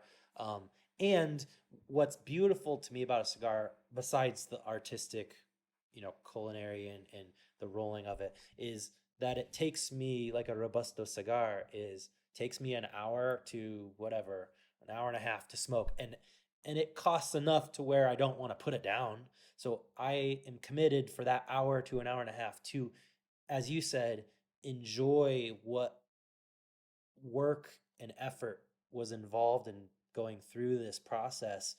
And so I'll be damned, like I'm gonna enjoy that cigar, and I'm gonna sit there and I'm gonna appreciate life, and I'm gonna appreciate if I'm smoking with buddies who I'm the company that I'm smoking it with. And it's interesting hearing you say that you think the same way about the photography. Is I'm gonna do it justice and these people justice by uh, you know giving it the effort that it deserves. And that's the thing too Cool. about cigars. It's not something that happens quickly. If you're going to smoke a cigar, it's going to cause you to slow down. You're not going to smoke a cigar in 20 minutes unless it's a really small cigar. But relatively speaking, if you're going to smoke a cigar, you're committing to a specific time period to slow down. There's not many things that make you slow down. Yeah, Smoking a cigar makes you slow down. it's very meditative for me. I I have a passion for the reason why we started up the podcast. Is I have a passion for getting people into cigars if they're willing and they want to. And I even have clients Yeah. of mine after a tattoo, a long day session, like, hey man, I really want to smoke a cigar with you. I've had bad experiences, and I really didn't enjoy those past experiences. And so what I'll do is I'll tattoo them, and afterwards I allocate time afterwards. Like, all right, let's go to the cigar lounge afterwards. We'll start early in the morning. We'll do that for dinner or whatever. We'll go out, grab a bite, and then we'll go smoke a cigar. And I'll help them along the process. And they're, when people that don't know how to smoke cigars, they're like, so you're not inhaling these, right? I was like, no, right? And they're like, so what's the point? And I go, this is the point. This is the point, right? What we're doing right now. This is we're we're enjoying life. If we were outside, we'd be looking at the stars and you're like, it's a great day to be alive, man. Yeah. And it slows you down, especially in 2022 technology and everyone looking at their phones like a bunch of zombies. It's the one thing that, you know, really just kind of sets a thing. You're like, I am committing to this and appreciating it for what it is. And that's a beautiful thing, in my opinion. There's not too many things in life that do that naturally, like a cigar does for me. Um, at least I can't really think of. I mean, I obviously appreciate art and painting and tattooing and drawing and stuff, but as a natural thing in and of itself, as not a there's very few things that I find that does that for me. Yeah, I love smoking cigars with people who have had bad experiences. Me too. because oh yeah, I was at a bachelor party and they handed out cigars and we smoked them and we threw up and it was just terrible. Well, if I can get a hold of you before we smoke, I'm gonna help you. I'm gonna make sure you drink plenty of water throughout the day and make sure that you're completely hydrated. I'm gonna make sure you eat something beforehand. I'm gonna make sure that you have some chocolate or a Dr. Pepper or something sweet as you're smoking to regulate your blood sugar. Like, and then as we're smoking, you're not smoking it as fast as you can. So it's a process of smoking a cigar. Like when I know that I'm gonna smoke, I'm drinking more water than I usually do. That's a lot of water. But like, I always have some chocolate with me or something sweet just to make sure that I'm offsetting any potential unpleasant experience. Like when I first started smoking, I would have headaches all the time. I would put the cigar down because my stomach started to feel sick. But you learn how to properly smoke a cigar and everything that it takes, and then it becomes very enjoyable. Like we had a conference out here at our church, and I had a bunch of the people over, and they're like, "Oh, I've not smoked in so long." I was like, "Okay, well, if you're coming over tonight, start drinking water. Start preparing for it." And then once they were here, I taught them how to cut it, how to light it, how to smoke it, how to take your time, how to enjoy the experience. And it was very enjoyable, and they smoked the entire cigar and loved it. Yeah. It's the ignorance that will turn people off. Yeah. I find that the prime case that I ask like my clients or people that ask me about it is like, so this person, this acquaintance or buddy of you that gave you this cigar that you felt sick on, did they know anything about cigars? And most of the time they're like, no. They just, my uncle gave me this. Here you go, right? And you're like, dude, you don't even know Yeah. what that is, right? That's Mhm. like, Yeah. I Oh, it's a mean, wedding. We got to have a cigar because it's tradition. yeah. So So, let's just go buy and 10 some whatevers. yeah, so they get a hold of this, crazy something, and it just throws them for a loop. And yeah, Oh, it's a obviously, pepper bomb. Yeah, kick yeah, them in the dude. face. Yeah. So like when I give them something that like, okay, do you have any previous smoking experience, and you kind of curate the experience for them, I have yet to have one person not be like, this is awesome. This is a good time. Yeah. So Yeah. so what But is that contrary to that, what is your most memorable smoking experience? Like, do you have one that sticks out to your mind that you will never forget? Yeah, I've had a few, and I don't know if there's one specific memory. I think it's a type of environment that I really like, and that's oftentimes a bunch of us will go to somebody's house, bring out the best bourbon that we have, bring out the best cigars we have, and we just sit and we talk about theology and talk about God and just take our time, and it just creates amazing memories, and you're learning and you're sharpening one another. Like that setting is probably my favorite to smoke cigars in. There was a specific time that was memorable. It was when I lived in LA.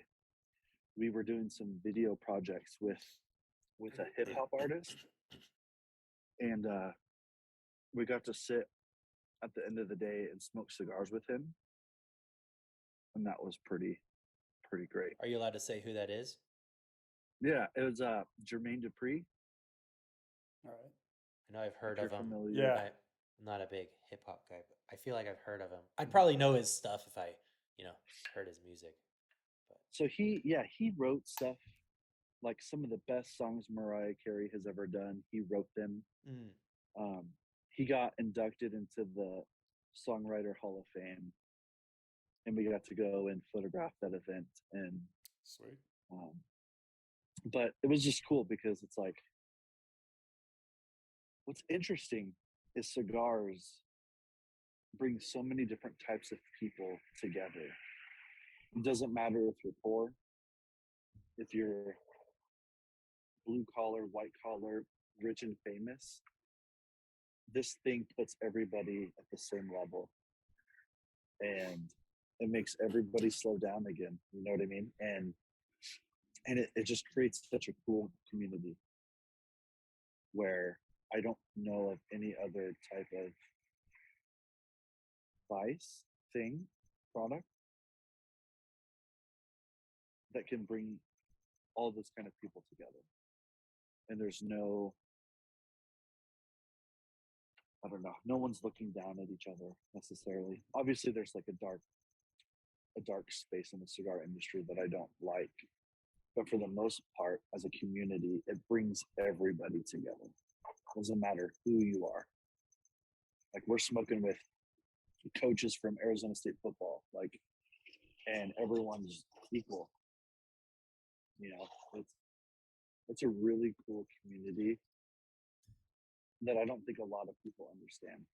And look at it, look at all the people who smoke, right? It's obviously the hardworking men of America, right? It's soldiers who are fighting for our country. It's athletes. Chad Ochocinco smokes every single day of his life, and you know it's not, cigars aren't prejudiced. They're not racist. They are for everybody. And I don't know, man. It's cool what it does. it could. There's nothing else like it. There's nothing else like it. You brought up the community, and it was really interesting when. So we've been doing this a year now, just over a year, and the amount of, no matter the hierarchy, even in the cigar industry, I don't know of another industry where you could be smoking a cigar, right? Some big, I don't know, Perdomo, just as an example, that you can smoke a Perdomo, post it up on your Instagram, tag them in it, and they will like tag you back and post it up on their stuff, and and and respond to you and doing all that stuff. And that is such a cool thing. I mean, even with you, right? The fact that we've never met before and we just following you for a while or whatever, and we can just go, hey man, we'd love to have you on the podcast. Yeah, let's do it, right? And others that we've contacted, you're like, yeah, let's do it. It's big time guys that I thought would be, don't have time for the little the little folk, that they it's a thing to where, yeah, man, we get to smoke cigars and talk about them. Like, let's do it. And it's funny that when I talk to other people that don't know about cigars, and I hear them and they're like, why would anyone want to listen to someone like smoking cigars for an hour or two? It's like, dude, you clearly don't understand the Community that it nerdiness, is. yeah, that is involved in what we Mhm. enjoy. Um, Yeah, and I feel like there's no other type of industry where the product and those who create the product are so connected with the consumer. So like the the manufacturers are so close to the consumer because they need to make sure that their product is hitting well, yeah, it's enjoyed, right? So, you know, the idea of Drew Estate or Ashton or Romacraft or whoever it is repost your stuff, it's because the community is so, there's no I don't know. There's no boundaries. Nobody thinks that they're higher than other people. There are, obviously, and there always will be in every industry, but for the most part, I feel like you go into a cigar shop, and if the manufacturer owner is there, he's going to be smoking with you. It's not, I'm going to create this cigar and push it out to the community, and who cares what happens? Like, oh well. It's like, no, they want to know how people are enjoying it, because again, they've put so much time and energy into it. They're not the ones rolling cigars and planting the seeds and transplanting after however long it takes, but they're the ones blending it. They're the ones laboring over it, and they want to make sure that it's being received well, and they're going to take the time and energy to make sure that people are enjoying it. Because again, you know Kyle, I love your brand. Warped is amazing. What's your favorite cigar? I don't know. I love all of them because I've put so much blood, sweat, and tears into them. I want people to enjoy them. I don't have a favorite because I love all of them. And that just shows you how much time and energy it takes to create a single cigar, a single blend of a cigar. So they care. They care about what we as consumers think, and they're, you know, they're going to be in the trenches with us, so to speak. So I think that's super unique. I don't think you're going to see that in other industries. You might see that in wine. You might see that in things that take a lot of time and energy to create. But for the most part, you know, Mr. Honda could care less if I like the band or not. Yeah. He's making his millions and billions. So he doesn't care. He knows it's going to sell. He doesn't care what anyone has to say. But these cigar manufacturers and these people who are creating these blends, they care. Yeah. And I think that's super unique. Again, the cigar industry is, I don't know, it's a unicorn. It is. I like that. And there's a lot of unicorns in the cigar industry too. A lot of cigars you can't get. But I was gonna say, since we're discussing the cigars, what's everybody tasting? I'm still Think- getting a little bit of banana, to be honest I with say you, we're especially kind on of the in our retrohale. final third, I think, with our cigars. Just as enjoyable, Mine- better. mine's been gone. I was wondering if you were still smoking it because in Colorado, have you been to Colorado? My Often? mother-in-law lived in Durango for a little bit. Okay. Oh, nice. So I've been there a few times. we can't keep cigars, like if you just put a cigar down, and walk away for 5 minutes, it's going out, most of the time. There's some cigars that will, but yeah, if you don't, which we had a conversation with Travis Pappenheim. Are you familiar with him? He's the, I want to murder it. He's the educator for Altadis USA. So they make all of Monte Cristo and H. Upman and Romeo and Julieta and all the other ones.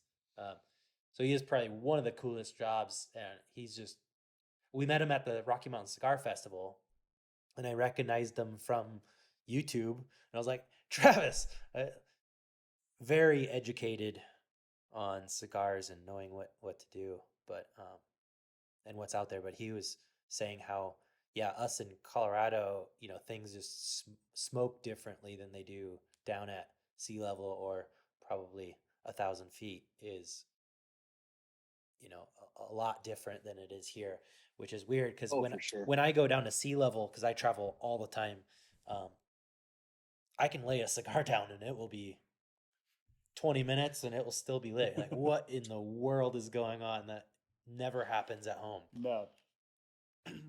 What are you Well, smoking now? especially in Arizona, it's so dry here that cigars, in a different way, they smoke different here because they're so dry. But I am lighting up the Liga Privada T52, which, contrary to most people, I like it better than the number 9. I might get hate for that, but I think it's a great cigar. I don't know if I've had the number 9. Maybe I can't remember which one I've had. I think it's that one because it was the light band. Because the number 9 is the dark. It's like a dark brown or charcoal or something, right? Kinda. Actually, is that the other photo that you had in the drawer? I think. Oh, my phone just died. The that one, is that the one you're talking about? I don't know. Is that it? It's a little blurry. I don't know. That's not the number 9 though, is it? No, that is that's the Liga 10. Okay. It's the anniversary one. No, all the Ligas are, except for the 10, they all have like white wrappers, but the color, like the writing is different on each one. But I love Drew Estate stuff. Yeah. It's consistent. You can't go wrong. It's good. You can't. I love the pigs. The pigs are a lot of fun. What about yours? Is that everything you hoped it would be? Yeah, it's been good. The sweetness has mellowed out a little bit. The pepper's much more prominent right now. Only issue I've had, I feel like it's a really tight draw. So I've been kind of struggling to keep it going or to get a good draw off of it. Did you So cross cut it? I did have to cross cut it. Oh, did you? So I feel like I've been drawing more than I typically need to, but I mean the taste is amazing. Is it box worthy for you? Is it what? Box worthy. Oh yeah, I would Box definitely. Yeah, worthy. I would definitely buy a box of these. More But so that's than hard the. thing too. Oh, I would say more so than the Fonseca that I had. Really? So you like that one better than the Yeah, the Fonseca was very strong, flavor wise, and I'd have to be in a certain mood. But this would definitely be more of a everyday kind of smoke for me. Yeah, the hard part is when you get a cigar that's tight and it's a battle to smoke. That is so enjoyable. It's frustrating. Yeah. Like there's some cigars where I've had the opportunity to smoke one and it's so tight that I can't smoke it. I put it down. And it crushes my soul because you just at some point you just can't smoke it. It's not worth it.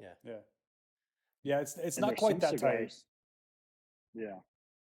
There's some cigars where you don't even really have to puff, and the amount of smoke that you're getting is just That's how it's coming at you. That's how I felt when I smoked Dagger.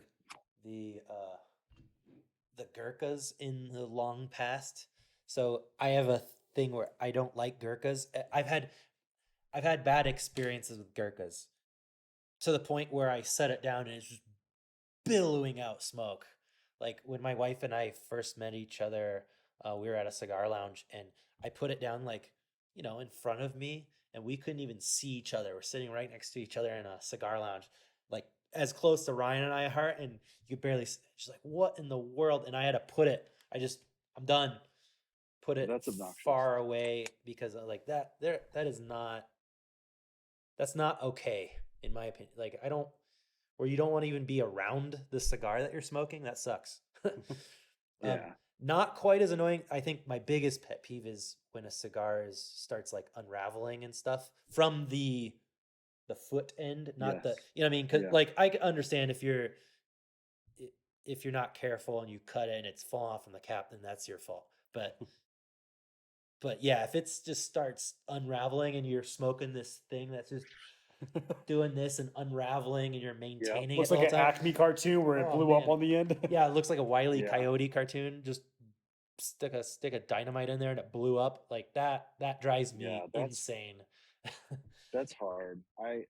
It's not enjoyable, and that could be a handful of different things too. In Phoenix, because of the heat, I don't know. You have to be aware of your smoking conditions because most of us, right? We're keeping our houses at well, I keep my house cold, but you're keeping your home fairly cold, and you go outside to where it's maybe 30 or 40 degrees warmer than inside the house, and you're taking it from humidity to complete dryness and heat. A lot of times cigars will explode. Like that will happen. The construction will just get destroyed just Malfunction by on the you. by the elements. So like you kind of have to be careful. Um, maybe box drying your cigar before you smoke it. Take it out of the humidity, put it in a box, let it sit for the day before you smoke it that night. Typically it'll be okay, but sometimes like you'll just see it. People smoking and it's just a disaster. Yeah. Eh, we have a friend of ours that we smoke with, and somehow every cigar that he smokes ends up like that. Like, dude, we're smoking the same cigar. Mine looks normal, and his just look. He's holding on to it, and you can't even see his face because it's this big around. Like, dude, what did you do? Like, what do you? He's like, I don't know, man. I don't know what's going on. And he's like Just an avid, smoking it. and he's an avid cigar smoker. So it's not like he doesn't know what he's doing, but he's clearly doing something different than what I'm doing because Right? is just yeah, it looks like a rose, like a front on rose pet bud, just bam, like full bloom. But yeah, Yeah. And I don't know why this reminded me of this specifically, but like I want to shoot more cigars like in the process of smoking them, but like I don't smoke in my house. So a lot of my photos are cigars that aren't lit. Um, and I'm gonna post photos of cigars that I smoke, but I want to be posting more photos of cigars that are in the process of being smoked because that shows the different element of the cigar, totally. how long the ash is, how tight the construction is. Um, it creates a different aesthetic, and when you shoot in your house, you can't really do it. Yeah. And when it's so hot outside, you don't really want to take pictures outside either. And then if you are outside, you got to figure out lighting and diffusion because the lighting outside is going to be different than inside. So it's tough unless you have an office that you're able to smoke inside of. I dream of that. Right, the cigar lounge in the house. We That'd be so great. I have a buddy, a close buddy of mine who just bought a house and renovated the whole basement. He put in I don't know how much this room is, but it's a pretty penny and it's so nice. But it's got like full ventilation. I'm like, oh man, I've invited myself over there on numerous occasions. Be like, dude, it's a blizzard outside. Can I please come over and smoke a cigar? I'll bring the booze. Just Yeah. let me come over and smoke a cigar at your place. See, our situations are similar and yet different. You guys are fighting the snow, we're fighting the heat. We both can't smoke outside. Yeah. So it's finding ways to smoke in enjoyable conditions. Do you follow anyone? Do you follow? I follow a bunch of people on YouTube that are from Florida, and they're like, "Oh man, I don't know, uh, it's 70 degrees outside and it's freezing, and they're in like park. They're like it's too cold to smoke outside. You're like, oh my god, dude, I would kill to like Right. have that problem. Um, Obviously that creates other issues too, but yeah, they're like, man, it's so cold outside, and they're in like winter coats in Florida, and like him and I will have smoked in, you know, when I had my apartment, we're like in blankets and a space heater and like 20 degrees outside. Oh, it's real, man. Like when it gets cold, we're bundled up or we have heaters outside. And then in the summer, we're like using misters and trying to survive and still be comfortable. Like it would be awesome. Like I've thought about like there's like these shed companies out where uh-huh. we are where it's pretty much a room. Yep. And I'm like, man, if I could save up and buy one of these sheds and turn it into a little smoking room, Do that you know would be so do you know good. what I just found out the other day? I don't know. I think it was on Instagram. It started recommending me to links on Amazon that you can buy little shed like tiny homes on Amazon. I was like, Get out of here!" And so I didn't believe it. So I looked it up, and So I bought one, there, and there there's I mean, and expensive, but like relatively. The problem for us is like having a space to put it, and you have HOA stuff and that kind of crap. But but but like you could buy a tiny home on Amazon for like literally a couple grand. Like we're talking a little room, but uh, yeah, man, that would be awesome. it'd be so good. That'd be so cool. Put 6 chairs, 6 comfy chairs, a TV, a little window AC unit, or a swamp cooler. That'd be so good. Life goals, man. Life goals for That'd be sure. so nice. For Yeah, sure. it's or spend a lot of money and turn a room into a place where you could smoke, but make sure like I think the ventilation has to be completely separate from the rest of the house, Correct. Do you, and everything has to be sealed. do you The door has to have a seal. Like, do you follow Jeremy Sires? yes, Yes. Have you seen his smoke room?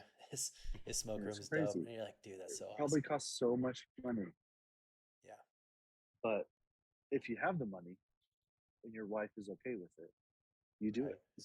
Right. You do it. In his video where he talks about his cigar room, I think he's like, I had 99, or out of all I had 99 problems, and 98 and a half of them were my wife. I think is what he said. It's like, Yeah. that's a good point.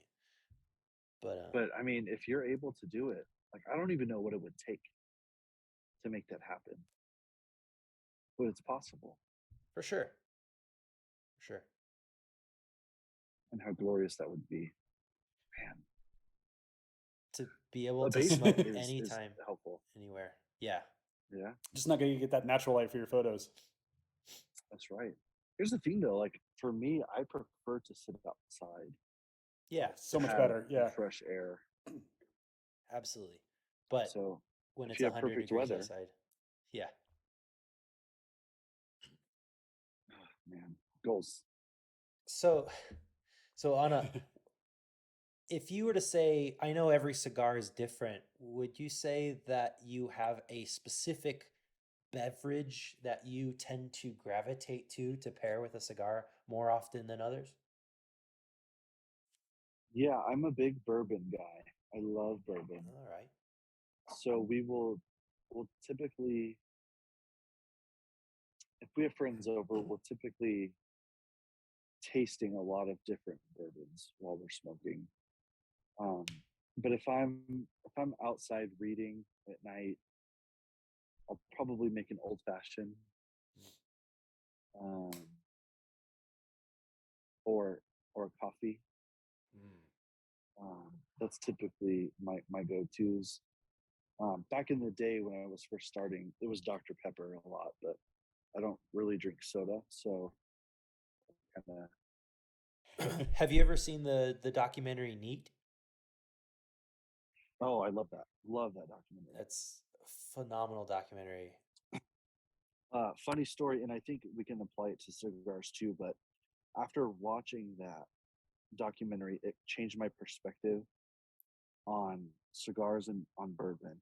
But it's when Willie from Buffalo Trace is um, telling the story about how he and his brother and his dad were hanging out, and they busted out a bottle of Pappy, and they finished the entire bottle within a 3 hour time span.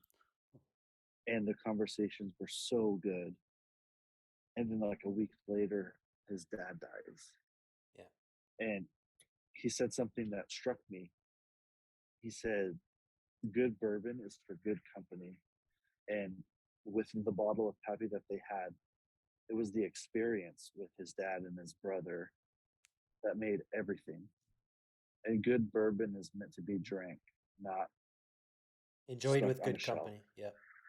Yeah. So it's bourbon is meant to be drank, because if you don't drink it, you're gonna die, and somebody else is gonna drink it, and you wasted the opportunity. Same thing with cigars. People are holding on to cigars because they're rare and they're hard to get, and maybe they'll be worth something someday. But at the end of the day, you're not promised tomorrow, and you might not ever get to smoke that cigar or drink that bourbon. Yeah. So I'm like, man, I'm always, when I have people over who enjoy bourbon, obviously, if they don't like Can bourbon, appreciate it. I'm not gonna give them the best bourbon I have. But if they're somewhat into bourbon, I'm gonna say, okay, let's pull out the good stuff and let's enjoy it. So I'm not one to have an unopened bottle in my cabinet. I'm the same way. I want it open, and I want people to enjoy it, and I want to create memories out of it, because I'm gonna die someday, and if I don't drink it, somebody else will get it, and they probably won't know what it is. They won't enjoy it. Um, so that documentary. Yeah, that part that you're talking of is my most memorable part of that documentary too. And I pretty much got choked up at that moment because he said that, and he was actually putting the cork on it, and he's like, "Don't ever do that," right? And it's like Yeah. that was a very touching story for sure. You haven't seen it yet, right? No, we talked about watching it, but haven't done Oh, it you yet. gotta watch it. Yeah. You gotta watch I it. Because you own it. I Yeah, own it. you own It it. was We so just haven't sat good. down to watch It it. was so good. I bought it. Like, I rented it, or I think I saw it on Netflix when it was available, or Amazon Yeah. Prime for free, and I was like, I'm buying this documentary. It's so good. Yeah. So, But yeah. I would say one of my favorite go-to bourbons, especially like a daily bourbon, would be Blade and Bow. Yep. It's a good one. Super slept on. Super slept And on. for like, it's like $30. Yeah, it's I like think 45 here, but it's we're so good. yeah, it might be. We're pretty spoiled here with, like, we have huge liquor stores that get all kinds of crazy stuff. So, Is Colorado state run liquor no, stores? no. So we actually live within 15 minutes of two, what's called Daveco, and it's the largest liquor store in the world, apparently. And it's like, you walk in this thing, it's like how big is it? I mean, you It's got rows of bourbon huge. as opposed to one little shelf. Yeah. Well, what's funny is my mother-in-law was visiting some friends in Durango. I don't know if she was in Durango at this specific point. She was in Colorado. She was visiting some friends, and she went into the liquor store to buy a bottle of wine for this dinner she was going to. She watched the movie Meet with Me. And during that movie, I'm like giving my wife and my mother-in-law all these different bourbons to sip on as we're watching the documentary, because that's what you do with the bourbon documentary. And I'm like telling her all of these different things, and she's watching this film and she's learning. And time goes on. She texts me while she's in Colorado, and she said, "Hey, they have some of this stuff. Do you want some?" She took a picture of this mountain of Weller. I said, I would love some. How much is it and what's the limit? And she said, it's $23 and there's no limit. So I Yeah. said, can you buy me a case? Yeah. So she buys me a case. She sends me another picture of the bottle, and it's a store pick of Weller, which I feel like doesn't ever happen. So I get a case, and then a friend of mine also ordered a case of store pick Weller for $23 a bottle, Yep. and it's some of the best bourbon I had. Yeah. Yeah, we're pretty spoiled here with alcohol. Not spoiled with cigars because our legal standpoint is pretty filled with a bunch of people who are very anti-smoking. So you can't. There's not very many good cigar lounges or anything like that around here, unfortunately. Yeah, the laws make it very tough to even open a cigar lounge here. Yeah, it's borderline. When we were in California, it was tough too because of the tobacco tax. Yeah. An $8 cigar was like $19 or something. Like, Holy just, crap! like, Damn. it wasn't worth it. It wasn't worth it. Yeah. That's crazy. Yeah. That's so nuts. That's That sucks. it's one way. It's one way to keep people from smoking, but the people who want to smoke can't, or they get it from other sources. Yeah. Man. Yeah, it's pretty crazy. Well, we're also spoiled with beer here. So I travel anywhere else and just like, oh man, there's not crap here at all. There's a brewery every 5 miles around here. Yeah, at least.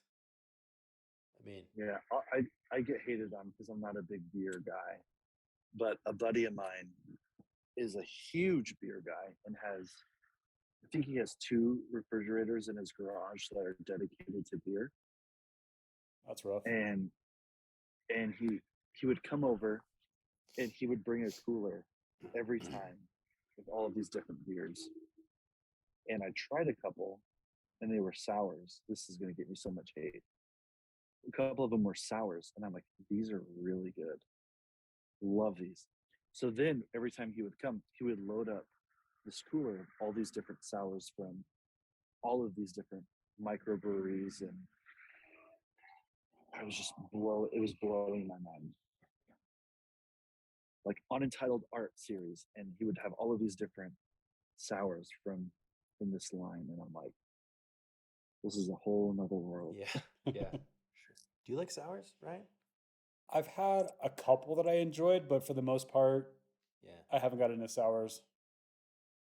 My wife really likes Okay. sours. Yeah. Yeah, I'm not a big sour guy either. But I probably like them because they're not very beery. oh, okay. Yeah. Gotcha. You know what I Yeah, mean? you're I right. like- Yeah, and I think that's why I don't like them. Is I hate to put it this way because I'm gonna get a hate for the people that like it. It's like I want my beer to taste like beer, not Exactly. not Yeah. And even when people make like in Colorado, you'll get like weird stuff. Like I know Wine Coop Brewery, and they'll put like it's like green chili beer. It's like I don't. Ooh. Yeah, Ooh. like I don't want to drink green. I love green chili. Not it's as a beer. basic food group in my opinion. However, Yeah. I don't want I don't want it in my beer. Yeah. It's just weird, goofy. Yeah. Yes. And I think that's why I liked it, because it wasn't very beer forward. Some of them were pretty strong.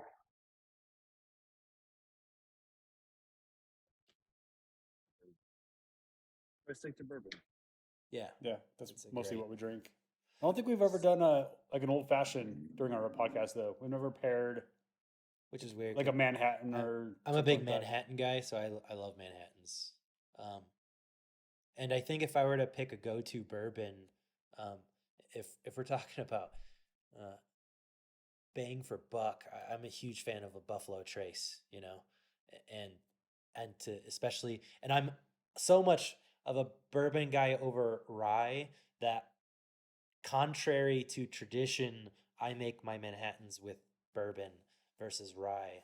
I just think it makes a sweeter, better Manhattan, in my opinion. So when people come over and I make Manhattans, I'll make a bunch for everyone. I'm I'm making them with bourbon, usually with Buffalo Trace. Yeah, I Just, love a good rye old fashioned. Switch it up. mhm. You I know, love rye.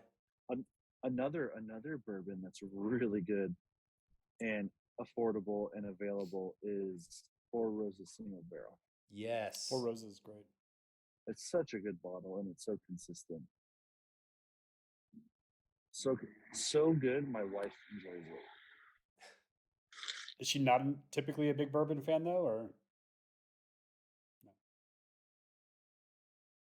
She's becoming that way. She'll drink old fashions for sure, but neat, it's a little hard for her.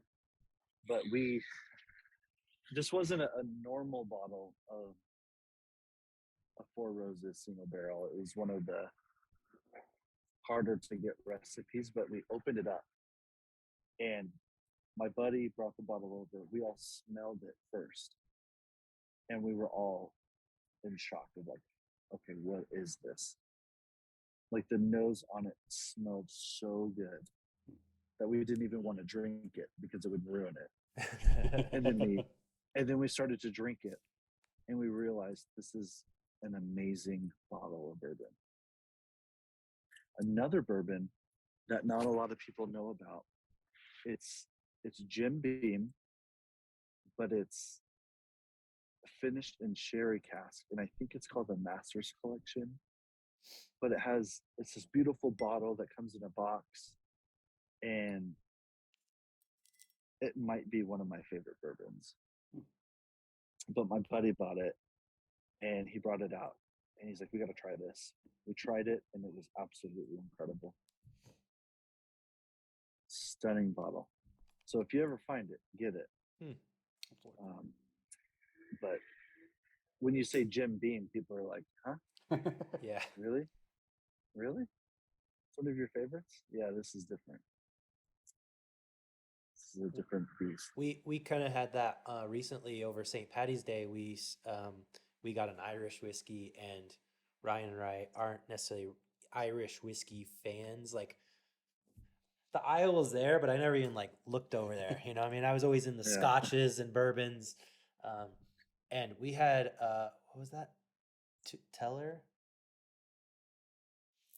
Um, anyway, it impressed me dramatically to the point where you're like, oh my god, this is Teeling? Teeling. The single malt. Yeah, that was really good. Once again, for I think that was what, $60. Yeah, Um, yeah. It opened our eyes oh, to Not had much. Irish whiskey. Yeah. it totally. But Yeah. I mean, oh crap! There's another aisle over here. I mean, because once again, Yeah. it's a shame to say Irish whiskey and you're thinking of, you know, what is it, Jameson? Jameson or Bushmills. Yeah, and you're like, Mhm. yeah, right. But then you find other stuff. Yeah. You're like, wow, okay, my mind has been changed. Yeah, All I right. might put that Uh, in a top 5 bourbon right now, or whiskey. Okay. Whoa. It was really good. Wow. Yeah, I was kind of shocked. Yeah. Interesting. Have you guys watched the Whiskey Vault? Yes. You've seen them. The guys that are Oh, have the whiskey like vault. Yeah, all yeah, the whiskey in the back. yeah. I was thinking documentary, but yeah, the podcast.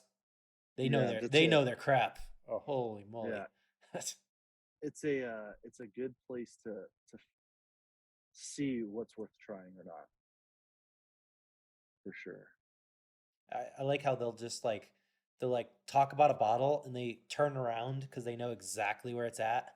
Where there's like hundreds of bottles and those, oh yeah, this one, it's this one right here. You're like, what? Dude, there's Yeah. their collection so is many ridiculous. bottles of whiskey back there. It's Yeah. insane. And they have everything. Everything. Yeah, those guys know their stuff for sure. Yeah, you have a good collection, but that's one of the best ones I've ever seen. Yeah, I hope so. It's their job. Yeah. But they have people sending them bottles of stuff that is so hard to find that people find it and send it to them. And but yeah, it's interesting, especially when you're first starting out with bourbon or whiskey in general. Finding people who know what they're talking about, who are trying it, and I feel like those guys are pretty fair. They're not going to be like, "Oh yeah, Buffalo Trace, that's a $20 bottle, it's trash." They're not going to say that. No.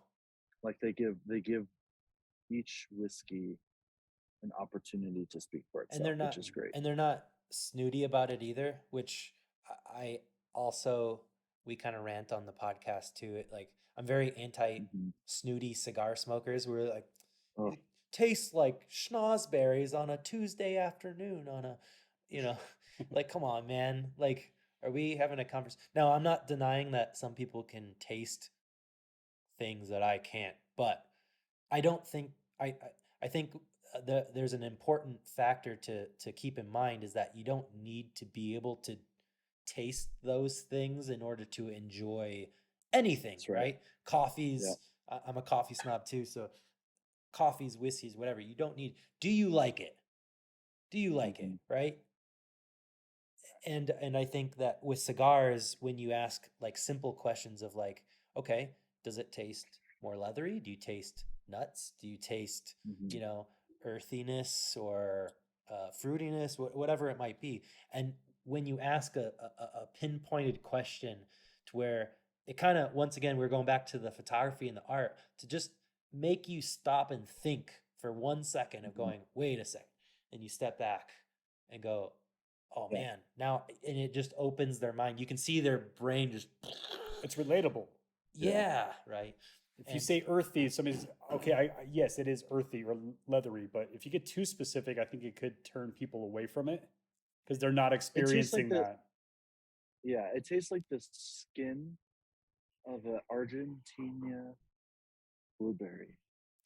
on the Right. left It's side of like the street on yeah. Yeah. And somebody's going, yeah, it tastes like grapes. I don't know what you're getting. yeah, it's so funny. Yeah, coffee's another thing. I could go on for another hour about coffee. Me too. We are huge coffee heads. So so we're putting our house on the market. We literally just had the photographer come today to photograph our house and I had to put 90% of my coffee shit away and I'm like oh borderline tears. I'm like okay, what style of coffee am I going to be able to suffice for, for the, time being, because I have espresso machines, I have pour I think I have every minus Turkish. I don't have a Turkish coffee thing, but besides that I have pretty much every way you can make coffee. And um, yeah, I could talk about that for a long time too. And we just got him into coffee recently and pairing it with cigars. And I was like, dude, you're missing out on a whole realm here if you don't like Yeah, coffee. Like, Yeah, I've and been very happy so far with what he's been making me. yeah, it gets yeah, yeah. You once you get into good coffee, it's a black hole because then you can't drink anything else. no, yeah. Well, yeah, I've been very spoiled, so I'm afraid that I'm going to go somewhere else and get a coffee and be like, no, this is Yeah, garbage because You you're compared to know? drinking what I've fucking had so far. Folgers that's been in a can Yeah, for 20 years. Like a Twinkie, right? It's yeah, like gonna survive the nuclear holocaust. Like, ugh. yeah. Y- Well, they made Folgers once, like 30 years ago, and we're still Yeah, yeah. getting getting it from them. Yeah, I think our espresso machine will be in the front seat of our car when we move. Like that'll be the last thing S- that I, gets unpacked. I think in terms of uh, how do I'm a huge fan of pour overs. So, and I like the process of making pour overs, and that's when I really got into like nice coffee was having a pour over because it's relatively comparatively to espresso, it's inexpensive in regard to being able to make a good cup of coffee. And Yeah, it's just easy to do. And I, at first, coming from, a Keurig or whatever back in the day, realizing how much of a step up it is to do a pour over and have a good coffee, have a good grinder, and doing that is astronomically out of the Yeah. world comparatively. And I didn't think that, like, am I really going to want to make my own coffee, like spend time, right, coming from Keurig where you just push a button and it does its Mhm. thing. But man, the um yeah, the difference is just insane, to do that. And then Yes. when you pair it with a good cigar and coffee in the morning, in the afternoon, whatever, it's so. It's so good. I mean, I would make the argument that coffee is equally,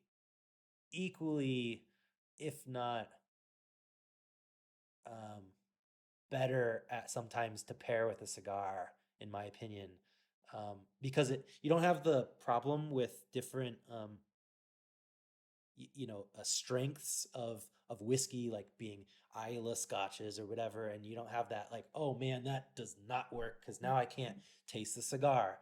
But with a lot Mhm. of coffees, um, it's so good with a cigar that, yeah, for everyone listening, I mean, if you haven't had a coffee, a good coffee with a cigar, you're missing out. And do it, and you won't be disappointed. Yeah. It can be an expensive rabbit hole It can, if you let it. for sure. Like we just got our new machine and grinder, and but it's so worth it.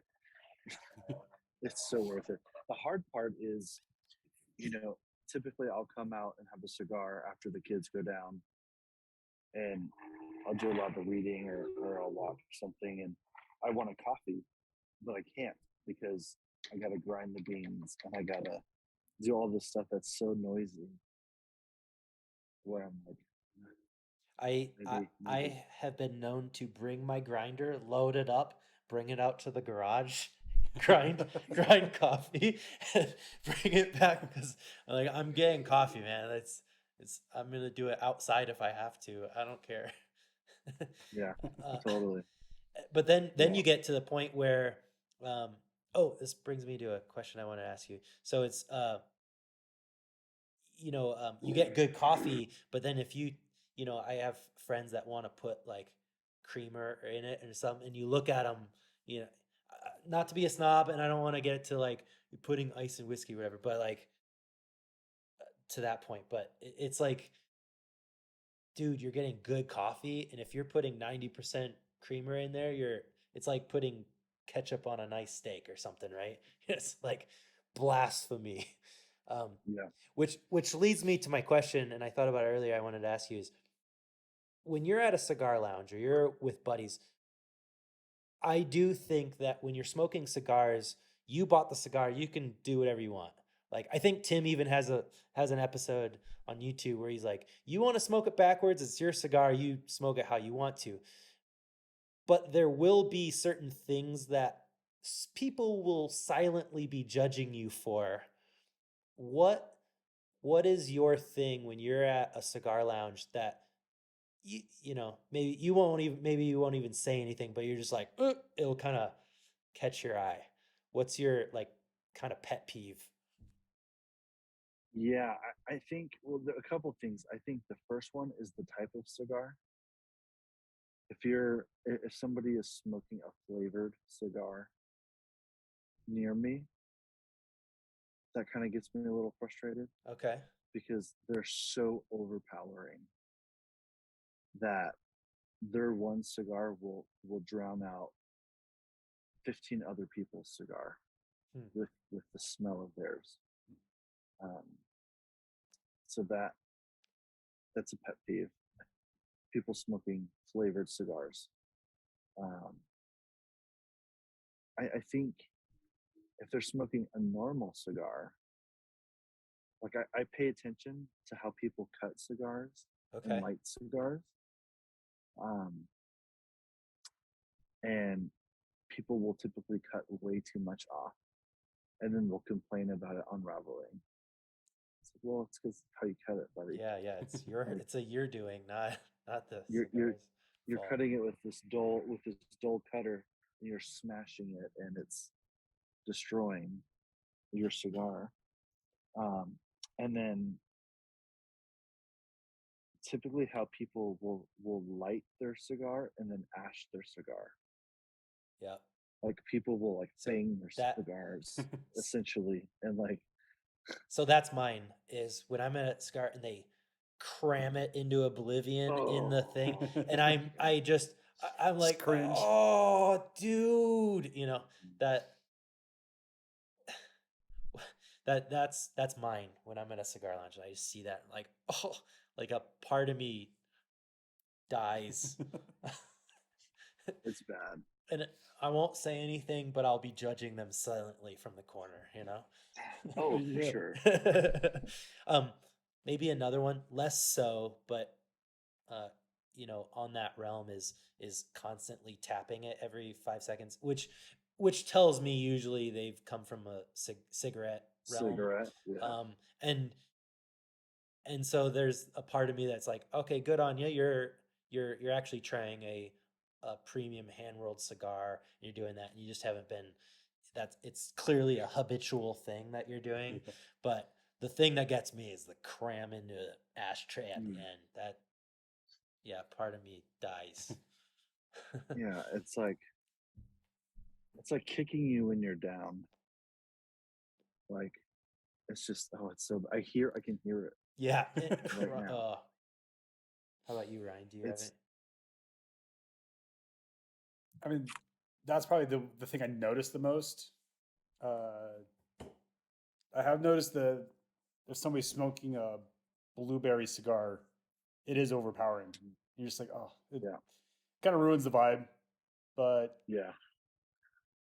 behavior is definitely the smashing it or the tapping it like a cigarette. You're just like, oh, just let that ash build, appreciate it and enjoy it.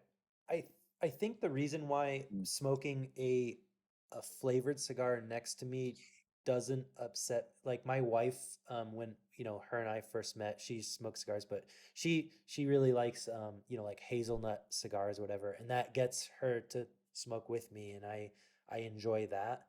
So I think I definitely look past it because I get to enjoy a cigar with my wife um, and my mother-in-law when they're doing it. I think they smell good. I don't want to smoke them, but yeah, I could see if it was being blown in your face. But I think that's with anything though too. Like, right?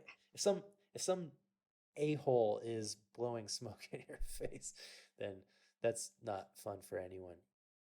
But it's the type of flavored cigars where it's like incense. Yeah. You know what I mean? Like these weird, unnatural, Blueberry. Yeah. like And I think it makes me think I'm walking into like this weird, like spiritual, new agey shop in Sedona where all these weird incense are being lit. It's just, ugh, I don't know. I think outdoors, it's not as pungent as in a cigar lounge where you got maybe 10 chairs and a few people smoking, and yeah, like you said, it's like walking into a new age shop where that's the only thing you smell now. It Yeah, drowns out that natural this. tobacco smell. I'll say this. All of the acid cigars that I get, they have to be put in a separate humidor. Oh yeah. Though my wife has 'Cause I have her to own. photograph them, but yeah, Yeah, my wife has her own humidor for her own they stuff. have to be separate. I won't put that. Yeah, because then all my stuff ends up tasting like hazelnut or something. And you know what? People love acid. Smoke acid. Smoke those flavored cigars if you like them, but they have to be separate from all non-flavored cigars, Agreed. or else it'll taint them. Yeah, Yeah. I agree. Ugh, I can smell it now. But we'll let you go, man. Thank you so much for taking your time away from your family and smoking a appreciate it. cigar with us and Yeah, thanks for having me. motivating us to up our photography cigar game, because I really do want to get to the point where I can like just come up with cooler. But and I think the thing that's, in conclusion, I think the thing that you said that struck me the most was definitely the giving it the due diligence of and the respect of photographing and spending the time doing that for a premium cigar that has been rolled. That's a really cool way of looking at it that makes a lot of sense to me. Yeah, I never thought about that before. So you want to tell everyone how to find you, contact you if they need to? Yeah, I think the easiest is on Instagram. Okay. Cigar Bond on Instagram. That's Awesome. kind of where Cigar Bond lives for the most part. Yeah. Awesome. Well, thanks for joining us, dude.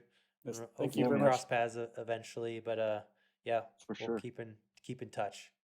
Yeah, thanks guys. I Awesome. appreciate it. Awesome, Thank you. dude. Have a good night. See you, buddy. All right, you too. See ya. Bye. See ya.